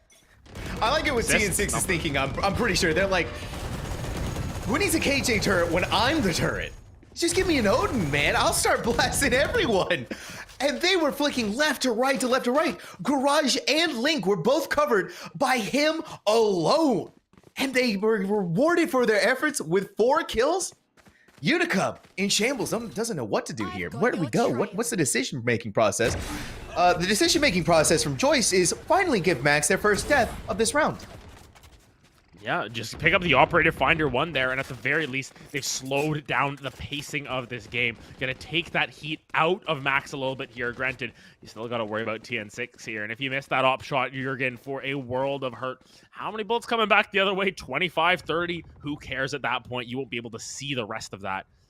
Long walk over to A here. Gonna see what they can accomplish. Chaser, though, tossing out those smokes and making it a little bit more difficult. Gonna be a little bit more of an intense round. Tanuki finds their one as well. Intense round for Utica, but a walk in the park for Molloy. They are in charge. This is a team that has absolutely been undefeated this entire time, and this is a look that is something they are used to. And now with the site being taken like this, Anchor wasn't even able to look at it before Larry stops them in their tracks. Now, Joyce, you got an operator in your hand, and you're doing a lot of work with it, but you still have to respect what TN6 is capable of. Whoa. They don't need no stinking Odin. You just give them a sheriff and a dream, a sheriff and a 2K. What just happened? What is happening? What did Molloy do during the break? This is a smart timeout for Utica. Oh, they have to at this point. I mean, you're stumped at this.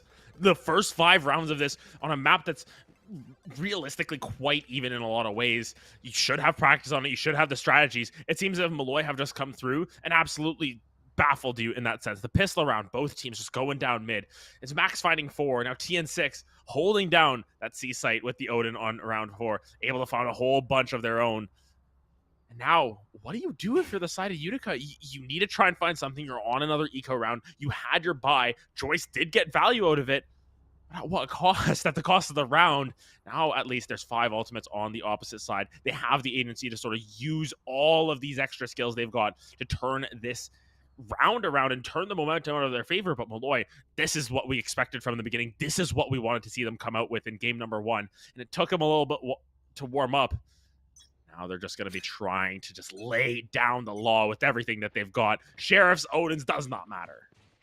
Listen, if it takes 47 rounds to warm up, that is a long lead-up time. But now we finally got it. Molloy is here, and they are blasted away. 5 rounds in a row. Now for Utica, it's time to go ahead, pop the tour de force. Time to start using some of these ultimates that we've got banked up. Because we need to stop the hemorrhaging. We got to put the Band-Aid on, and we got to stand up to Molloy. With these ultimates available, do you want to use all of them this round? It's the knives, it's the tour de force at the very least used up. They're going to have to pick up some of these weapons if they want to sort of make the most out of the rest of them. They're not necessarily combat... I almost said combat augments. Been playing too much TFT. Combat ultimates in their own. But once again, now they just slow it down. They know that the ultimates are online for the side of Utica. They just take their time. They are playing so patiently. Yeah. They have no rush. No rush. Figure out what the operator is. Once you figure that out, then you go into a different direction. Whoa. They found out what the operator is in the worst way possible. The death of TN6 was also been the Odin operator. Now Max, they're ready to pop off some more. You take away Anchor and their Blade Storm and HTO7. It's just another prize on top of that. 2 for Max, who is just holding down the flank. And, while Max is low on health, doesn't really matter in the eyes of Joyce. They're just trying to find absolutely anything they can. Demon, though, going to upgrade to that Odin. That's a little bit scarier now. Getting that weapon upgrade, that was the main thing to be concerned about. Finds one. Going to find not the second one. Bliss lands the shots, and now it's down to Joyce. That has been the kind of moments where you're incredibly scared. But Max, 3 bullets. You got to be ready for that because it's a KJ. Got to make sure your lineups are good. They're cognizant of that. Very smart of them. You whip out the classic, you take out the lineups. But time is running away. It's a 2v1. You're running out of time. You got to make sure you land these shots. One comes through. But for Max, all they have to do is just wait. And the patience rewarded once more. Max is ready. Max is popping. Max is Mad Max. Yeah, it's Mad Max. It's Mad Max at this point. You know, we talked about it in the last couple of rounds there on Pearl, that they were starting to heat up a little bit. And I think for the first little bit, Max was a little bit underwhelming, just sort of doing their own thing right in the middle there, letting TN6 sort of take the carry in that situation. But now Max is taking things into their own hands. They've got to get to sleep. They've got probably exams to study for and everything. They don't have time to play no stinking Valorant. They're going to try to do anything that they can to get this done with. They want to get to those finals. They'll do absolutely everything. A side note, this is the first time Molloy's gotten 6 rounds in the first half of the game. And it's, you know... 6 rounds in a row. Yeah. It's an unbelievable performance from this team, and now you're able to use the KJ lockdown once more. Give yourself entry onto site. Just enough of a corner that once the nightfall comes through and once the lockdown is done, you're able to use that. How did TN6 know? How did TN6 know that Anchor was just chilling out there in the corner? You land the perfect shots on them, and you get the kill. Now just gets to sit in the corner here. Chaser's trying to figure out where everyone is. TN6 just holding the short angle. It is so challenging to contest against that Odin. You think you're just spray and pray. Chaser, though, finds the head. Hello, Chaser. Another one, but Larian with a double kill of their own. It's a 2v2. But Molloy once more in a much finer position. Health-wise speaking, Joyce is literally on a thread of health. Same for HTO7. And now, just get out of there. Save. You have to. You have an operator in your hand. You have weapons. A safe idea from Utica, but also one that continues to give Molloy this lead. And the Molloy train does not stop for anything. The unstoppable force has finally come through against a very movable object, as it seems. Joyce has been able to find their shots, but it's not enough. It feels like Max finding more. TN6 doesn't need to find even the first shot. Just needs to find any of the 5 shots that it takes to take him down. Through a wall doesn't matter. You know, on the legs doesn't matter. You just spray and pray at that point. This attack from Molloy has been absolutely sublime thus far. Very little to argue about. Now, you know, Anchor at this point saying, you know what, I gotta start doing this. My aim is way off. I'm pulling out the Odin for myself. Yeah, you know what? If it's working for TN6, if it's working for Molloy, maybe it can work for myself. But Sight has basically just been given up. And I think for Utica, it's now time to play for Sight retake. See if we can find picks. See what we can do here. A very good Paranoia catches 3 inside of it, but with no capitalization from anyone to be able to take advantage of it. Chaser has been taken down. Bliss covering angles so perfectly. And the second anyone tries to walk on a Sight, it is just TN6, an Odin, and the meat grinder is what they call it. You're stopping everyone. He's turning them into human sausages at this point, just throwing it down the law. Just so much residual damage to deal with here. And then just able to top everyone up in case they took any shots in return. Demon, not full health, doesn't want to check it. Joyce with the operator, not going to check it. He'll find one in return. Okay, Demon. All right. I feel you for that one. It's Joyce to hide once again. You have the operator. You want to make sure that you save it. Molloy, though, they are hunting them down. We got to find Joyce. We got to get rid of that operator. Stay safe. At the very least. The operator is sort of that one saving grace for the side of Utica here. If they can keep protecting it, if they can finally find a round that goes in their favor, it'll be all for them. But something else to note is that Joyce hasn't found value of it in the last 2 rounds. Not even an ult to orbit for themselves. So even still, the longer that they're holding onto this operator, the longer that they are forced to play passively in that regard, the less it feels like Utica can do. It feels as if they're sort of playing with the op crutch in a sense, because you're just trying to keep it alive. You're just trying to save it. You're trying not to give it over to the opposite side. But is that your downfall? Ooh. Apparently not, as HTO7 finally able to collect an early kill here. Good headshot to start the round off with, but boy, just as powerful themselves. Tanuki is able to walk on site and take down Anchor. Quick one to put them down as they're looking through B Link, the side of C. Now it's just holding here. Wait for some opportunities. The Omen smoke goes down. We don't need to push. We still got all the time in the world. We got a minute left. I gotta go on that thread with Joyce and that operators. Ooh, it might actually be able to find something here. Max might make the move, but the shot is whiffed. And Molloy says to heck with that noise. No, thank you. We're out. Let's just go to C. Yeah, taking the walk over to see a run more like it, taking a little bit of a sprint, a jog. Want to make sure that they're not contesting that operator at any cost. And while all this open utility is thrown down, might not have the read on exactly where everyone is, though. Stinger comes through, and it's a trade back and forth. TN6, though, with the Odin. Here it comes once again. You cannot hide behind anything because TN6 is piercing through that with those high-impact Odin rounds, and it has just been a danger to them time and time again. And Joyce finally finding their confidence, finding their footing, wants to engage, wants to try and make something happen. It's going to be much more difficult, and Demon wanting to spray and pray. It is a lot more difficult with a Marshall. With the flank and through Garage, Joyce may have the read here. Able to get TN6 down, but that is it. Tanuki to make the trade happen. Molloy, 9 rounds in a row. And they're just gonna keep pedal to the metal here. Odin re-upped. They don't even care about picking up that operator in return. Joyce gonna switch back to the Vandal there because it is all they can afford this time around. Utica, they've done so well to get this far. They've run the underdog story. They ran Molloy off of their own map with an excellent comp. But it seems as if they've poked the beast a little too much. The lion is awakened. Now the meat grinder continues. Molloy University are on a tear, and they are not stopping. Absolutely no brakes on this car. They took out the brakes, they ripped it out, said we don't need these. It is nothing but full speed ahead. Speaking of full speed ahead, it's going to be Joyce caught inside of the Nightfall.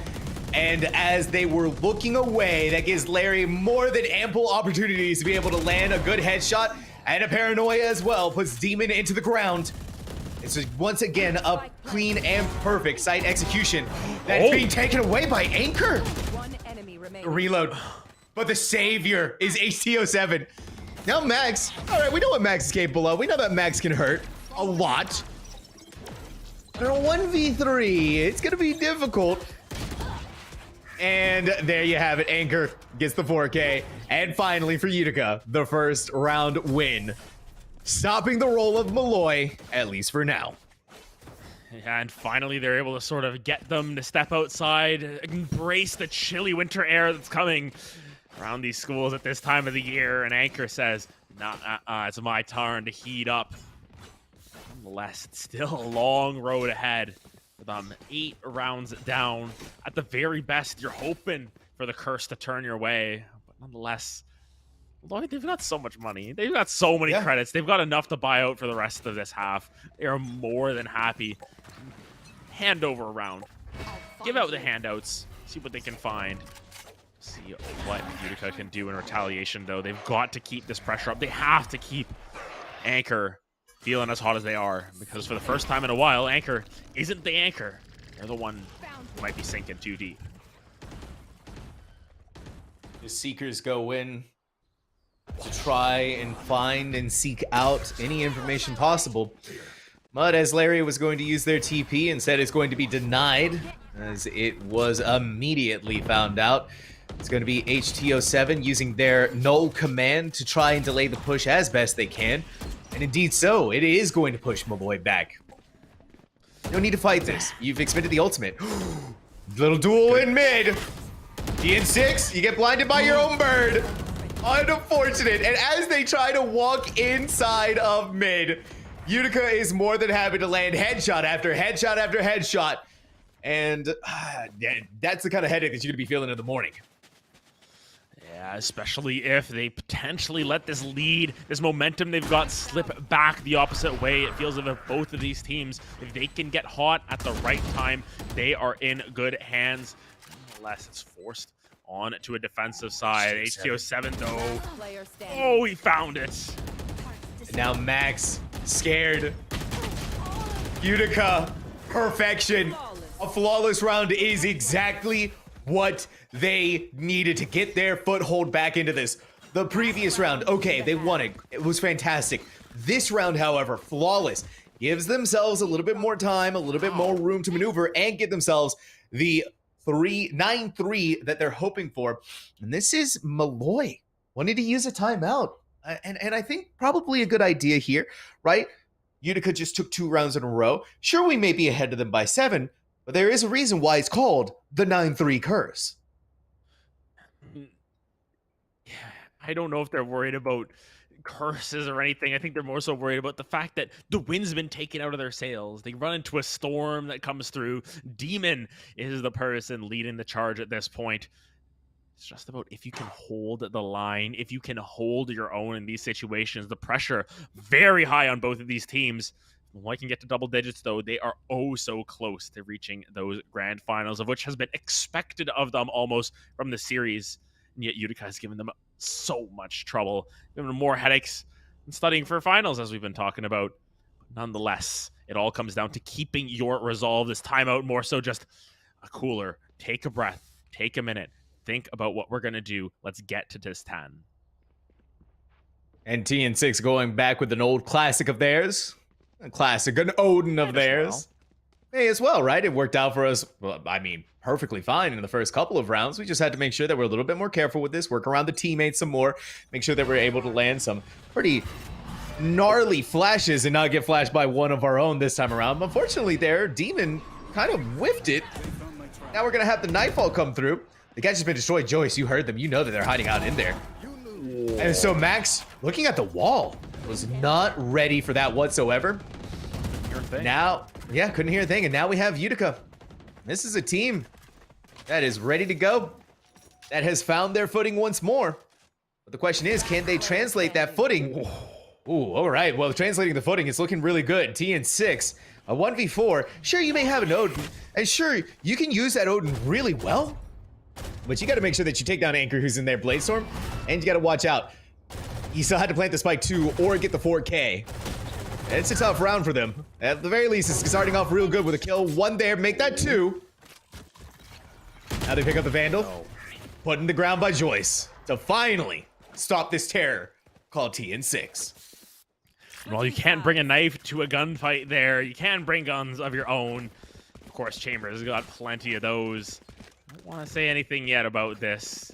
Of course, the score on the screen speaks for itself. There's literally sprays in the game for it. Utica might have just been able to turn the tides back into their favor. They seem to have that momentum, that spunk that we saw early on in that map number 1, and it seems as if it's been revitalized. It's been revived inside of them. Will they be able to continue this trend, though? It all comes down to the second half. They've got a long road ahead of them still, and with how dominant Molloy has been in these pistol rounds, it might be an even longer road. It might be indeed, and for the first time in this series, Molloy has been able to take the lead in this half. The past 2 games, the Utica had the lead in their pocket 7-5, and then on Bind, it was 8-4, and so a much better position this time around. A couple of shots go through as we see the grim determination of Utica to make sure that they win out in this pistol round, but it's already looking like it's going to be much more difficult with the loss of your Jet. Anchored down once more. Now it's time for the rotations to kick in. You can just see Max holding down the site. This is the power of the Killjoy. Once again, you can leave her alone on the site and she will be fine, unless there is a KO knife to deter her for just that little bit. Enough time to get a plant down for Demon. These swarm grenades not going to be as effective now. They're on not where the spike is, basically. They're just not in the right spots, and now the site is all in favor of They do have the number advantage. You see that the Haunt comes in. Wow! Even inside of the Paranoia, Chaser was able to reposition themselves to catch out Max. And this is not supposed to be happening for Molloy.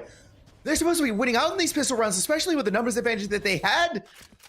But once again, Utica rolling right through. The second pistol round of the night goes to them. HTO7 was HP04 there, just barely staying alive and still able to land the spray down. My goodness, these teams, streaky or not, hot or cold, does not seem to matter. They refuse to relent. They refuse to make this game boring. They don't want to give us a stomp to close it out. They want to fight with all their worth. And now Molloy on a full save. They have no reason to spend. They've still got the lead. It is all about that. Max getting a face full of bird.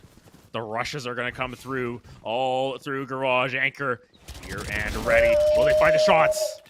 they will. And instead of being greedy, just go ahead and get out of there. You're not going to walk through the smoke. You've already done the damage. You've put a crack in the armor of Molloy, who are just deciding, we go in through B, maybe we go in through A, but Anchor there once more gets away with another kill and deals a lot of damage too onto Larry. 16 HP is all they have left. You eliminate that as quick as you can. And now it's Larry all by themselves. Chaser to eliminate their mirror matchup. Another round win for Utica. Now Molloy gets guns in their hands. This could be their moment to take things back. Could be, but it's always a could situation, especially in this game where never seems to follow the traditional script here in a lot of ways. You know, it's strong rounds coming back from Utica. Now they've got their momentum back. They've got their mojo. They've completely shut down Max. You know, started out that game, what, 13-1, 13-2, something like that. Now starting to come back down to earth a little bit. TN6, while still a very masterful scoreline there, once again, hasn't been able to get as hot at the right times, and it's all Demon and Anchor starting to pull themselves up a little bit here. That's what it's all about. This is what Valorant's about at the end of the day, especially collegiate. You never know what's going to happen. No, you don't. That's what makes it so exciting. The turret, an early casualty, but the information given that little bit of alert towards Garage. Larry blinded, now respecting that decision is going to back away from Garage. Anchor, you're going to have a lot of work in your hands. You got to make sure that you're going to land this shot. The shot misses, but the dash comes through. Now they're going to be able to reposition and take no damage and going to be safe. I'm interested to see what happens here in mid, though. Bliss, you're holding this angle. Very scary one. We know what the potential is here. The smokes do go down. Bliss holding that angle. Out comes the Prowler. You know, they're hiding out in there. Oh! But Joyce, even though the smoke doesn't care, they're able to land headshots like it's nobody's business. That Headhunter, true to its name. Ooh, but a little bit of boldness is going to be taken away. Player standing. All right, Chaser, you're gonna TP over to the other side. I liked it. The idea was there. It was just unfortunate that you had a Marshall in your hand. Yeah, just not the right gun for the fight there. Not going to be in the best of situations, at least. They're down still 5 rounds, while Utica have been able to put together a nice run for themselves. It is quashed in their tracks as Molloy finally come back alive, finally pick up another round for themselves. There is money in the inventory. It's a full buy on both sides. Actually, might not even be a full buy on the side of Molloy. A couple members there bringing up the rear in terms of what their inventories can handle. Be a Sheriff, might be a Marshall thrown in there, but all comes down to Max TN6 Larry, the ones who held their guns, who held their own. All comes down to that. It does indeed. At the very least for Utica. Got guns back in the hands. Feeling a little bit more confident. You're able to stand up against Molloy just that little bit better. It could have been a different story had Chaser not been forced to use a Marshall. Could have been able to land a couple of clean, crisp headshots with a Vandal or Phantom. But now we're going to see if they're going to be able to do that. Tanuki hiding out on the high ground. A little bit of a pause shot goes through, but no confirmation of a kill. They're going to give up that high ground. Better to be safe than sorry. But while they give up high ground, Utica giving up the attempt to take A, instead rotating. Looks like towards mid. Yeah, and I think that it's more so that they want to try and find an angle onto the site. B site, they were able to get the plant down last time. Didn't quite work out in their favor. And Marks 1, though, the Haunt, going to be used to great effectiveness. Now it just comes down to the timing. You still have half the round to go. Do you have the angles? Chaser going to spot out where a couple more members are. Seems as if the push towards Garage may be coming through. How much do they want to invest? Do they want to invest is the question.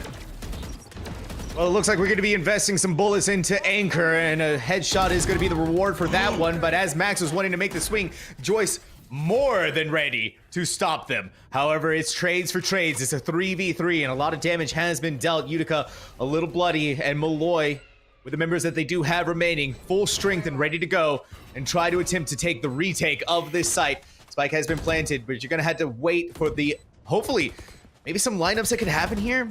Maybe, but that's not what you want. Chaser immediately caught out the crossfire. They thought they were safe, but instead, ACO7, excuse me? This is gonna walk up into the back line and get a 4K? What? What are the, this is like the 4th 4K of this match. Oh my goodness. Just goes behind enemy lines and walks through garage, says, you got the distraction coming through from Joyce. Firing those bullet traces. They know where he is. They smoke him off everything. Says, I'm just going to go find all the members myself. Catch them looking the wrong way. Utica around back for themselves. Now they've got a little bit more of an inventory advantage. They've got the knives potentially for Anchor as well.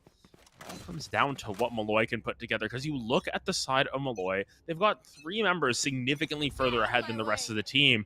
Those are the hot members. You get them down, you've got the rounds very likely in your favor. Utica, more of a stable ship. They've got all of these members sort of fragging as much as they can. It's a consistent effort. Sometimes you just gotta all be on the same page, and that's exactly what's happening thus far. No, these sight lines, Anchor. They're just hanging out in spawn. Adam, well, you walk in, and they're just hanging out in there. Molloy is like, what degen strategy is this? They're not even going to move. They're just all going to be hanging out in there. And listen, we've been seeing a lot of these kind of strategies come out tonight, and it's been working. Oh, yeah. Like, to a T at that. I mean, they know that the aggression wants to come through from the Jet. They want to punish that. It's exactly that. Demon finds Max once again. And as we mentioned, it seems to be a 3-2 strategy coming through from Molloy. They get punished for their aggression, and now the march onto site. Larry with the shorty. Not going to be fun, and anyone there is going to have to try and make some value of it elsewhere. And the nice thing is, too, being able to go onto site is going to be a lot easier with the loss of Max. I don't think Larry was expecting Demon like that. That's the kind of things that haunt your dreams at night. And Demon indeed going Demon mode. With a 3K of their own and a flawless round for Utica, they are starting to make up lost ground. And Molloy, at timeout, listen, that timeout, we were talking about it. They were sitting at that 9-3 marker. It looked like they really wanted to stop that roll before it started, but that timeout, yeah. Wow.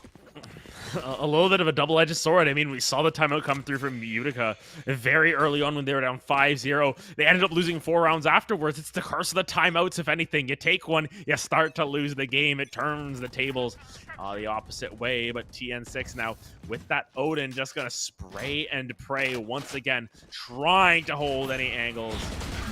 Now, slowly but surely, the side of Utica getting their life back about them. They win this round. It's another forced save coming through. Oh my goodness, I am so curious to see how this game is going to turn out, because it hasn't even been back and forth. It's been literally one way or the other. I'm like holding my breath here. I had to remember to breathe sometimes because of just how close this has been going. TN6 and an Odin is scary. And you can tell that Utica does not want to tempt fate by going up against that. And now you're going to use the null command. You're going to use the nightfall. You make sure that you bring TN6 out as quick as you can. You want to make sure that site is secure. But for Chaser wanting to plant down the spike, Max is just going to walk up in through Link and take them out. Demon not able to pop off as hard as they used to. Oh, what? No way. What? The barrel. Through the smoke. The barrel. The tip of the barrel, some might say, but a really good flick from Max puts that to bed. It's back and forth right now, though. All that's left by themselves is HTO7. They don't even have vision of the spike, and so Bliss is gonna be able to make the defuse. They have to run in. But Max is the savior, the defender once more. Time and time again, these rounds, and Max is saved thanks to their efforts. I mean, it's the lockdown getting a whole lot of use in the same way that your breach ultimate was used before to clear out a site, get yourselves back in there. It's exactly how they use that lockdown. It's a great use of it, great adaptation with the recent changes to the game. I mean, for these players, that sucks. You're playing on a new patch, 4 days old or something like that, and you're trying to figure out how everything's going to work out. But nonetheless, these games have been nothing but entertaining here, with the tour de force now popped as well. Utica trying to turn up the speed once again. They took too long last round. They didn't like the pacing. They're going to turn it up to another level here. Will they be able to capitalize?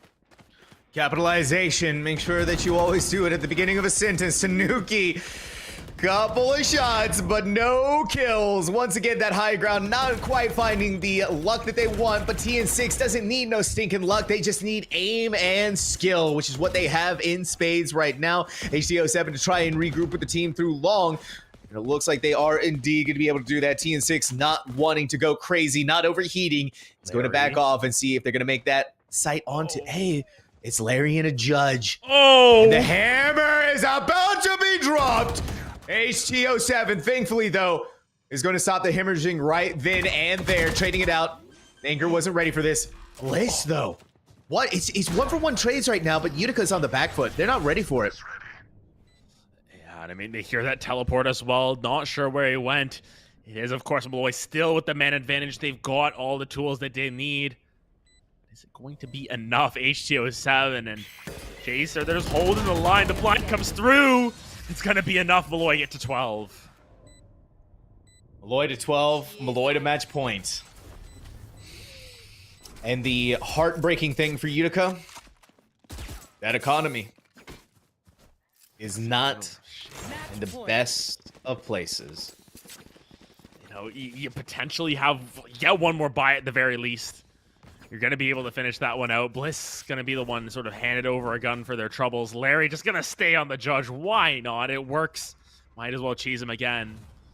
And all of a sudden, finals point for the side of Molloy. It sort of took a while to come online. It took them until sort of the second half of Pearl to get their wits about them and get their game back on. After an incredible opening and an almost equally as incredible downfall, they have now put themselves on to map point. They have all the tools they need to succeed. They've got 5 chances at it. But Utica won't go down without a fight. No, they won't. It's grim determination, but you had to be ready for this. Larry, ready to go. And now with the information that comes from that knife, you know that Larry's holding that door. They did it once before. Why won't they do it again? And the recognition from Utica, the respect from Utica to not attempt to go inside of garage. Larry to peek through, see if anybody's hanging out there. A little bit of a dangerous thing for them, but they are just gonna make garage their domain. Why give it up? Why do that if we don't need to? Now just walking over towards the A. Tanuki has the read. Oh! What a way to open up this round. Tanuki blasting for days. And now with each and every single death that comes through for Utica, they're not stopping though. It's all up to Anchor. 12 HP. It just wasn't enough. And there we have it. Molloy University going to the grand finals against Southern New Hampshire. But this series, Adam, we cannot understate. It was close. It was a lot closer than what I think we were expecting from a team that was undefeated and had not dropped a single map going into these finals. Utica had series point in that overtime, the first overtime on Pearl, and it came down to Max. Mad Max finding that 4K, turning it around. Somehow, some way, a 9-round streak to start off Haven. Almost, pushed back on by Utica. Was not enough at this point, but Molloy holding their own, saying no underdog story today, no 9-3 curves, none of that crap in my league. They say they're going to be going on to finals, of course, to face up against Southern New Hampshire University. The Penmen awaiting their finals opponent for all this time, and oh my goodness, they got to see every single bit of this team, and I'm sure that they're looking at it and saying Molloy's beatable. Molloy is beatable. We saw them. They faltered for but a moment before they found their strength. And that may be just what we need to finally take this beast and give ourselves the title of Grand Champions. But with a series like this, Adam, these are the kind of moments where collegiate teams look at each other. These are the kind of things that you have like respect for each other, that you were able to go this far. And it was a pleasure to be able to sit here with you tonight, to be able to cast for it, and to be able to see Valorant played at its finest. 100%. Just a fantastic series overall. Of course, give a shout out to our production crew as well. Leighton with the production and Scoots with the observing. Always great as ever here. Of course, thanks to you, Sam, for being my co-caster for tonight. It was a wonderful time. My goodness, these teams just such a great performance as well. Shout out to the players for that. That was a long series. Shout out to the players. Get some rest after that one. Absolutely. And listen, everyone, thank you all so much for watching. We will be back once again. We do have a big grand finals coming up. So if you're a fan of Molloy, make sure that you tune into that happening this Saturday. Thank you all for watching.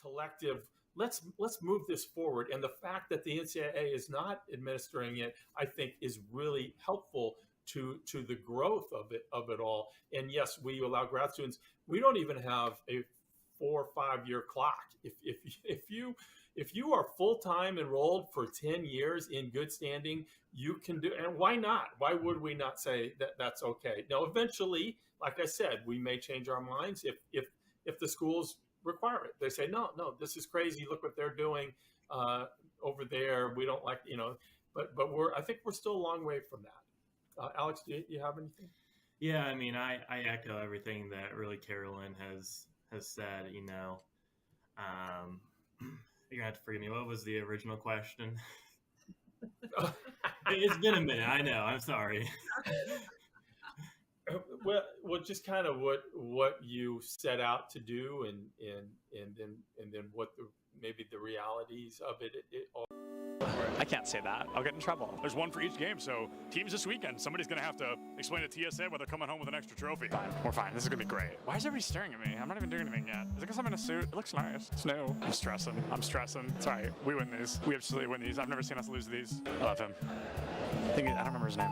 What is going on, everybody? And are we ready? I'll start over. Okay. What's going on, everybody? We are here at the Collegiate Esports Commissioners Cup 2022 in Atlanta, Georgia. The players are just now entering the arena for day one. A lot of them had the opportunity to be here yesterday to get jerseys, to get familiar with the area, and to get to know one another. But today, the friendly gloves have to come off, and they are all here. Earlier, I was talking to these guys. This mannequin, when they didn't have anything else set up, I could see it from all the way down there, and I thought it was a person. And I stood there for like 5 minutes, and I was like, why is he standing like that? And I thought it was like a smooth criminal. I thought somebody was giving us like a Michael Jackson impression, and then it was a mannequin. I was really embarrassed to admit that. Oh my God, that's a lot of people. Hold on, let's go over this window. It just keeps going. There's so many people outside. There are so many people outside. We're gonna interview people when they come in.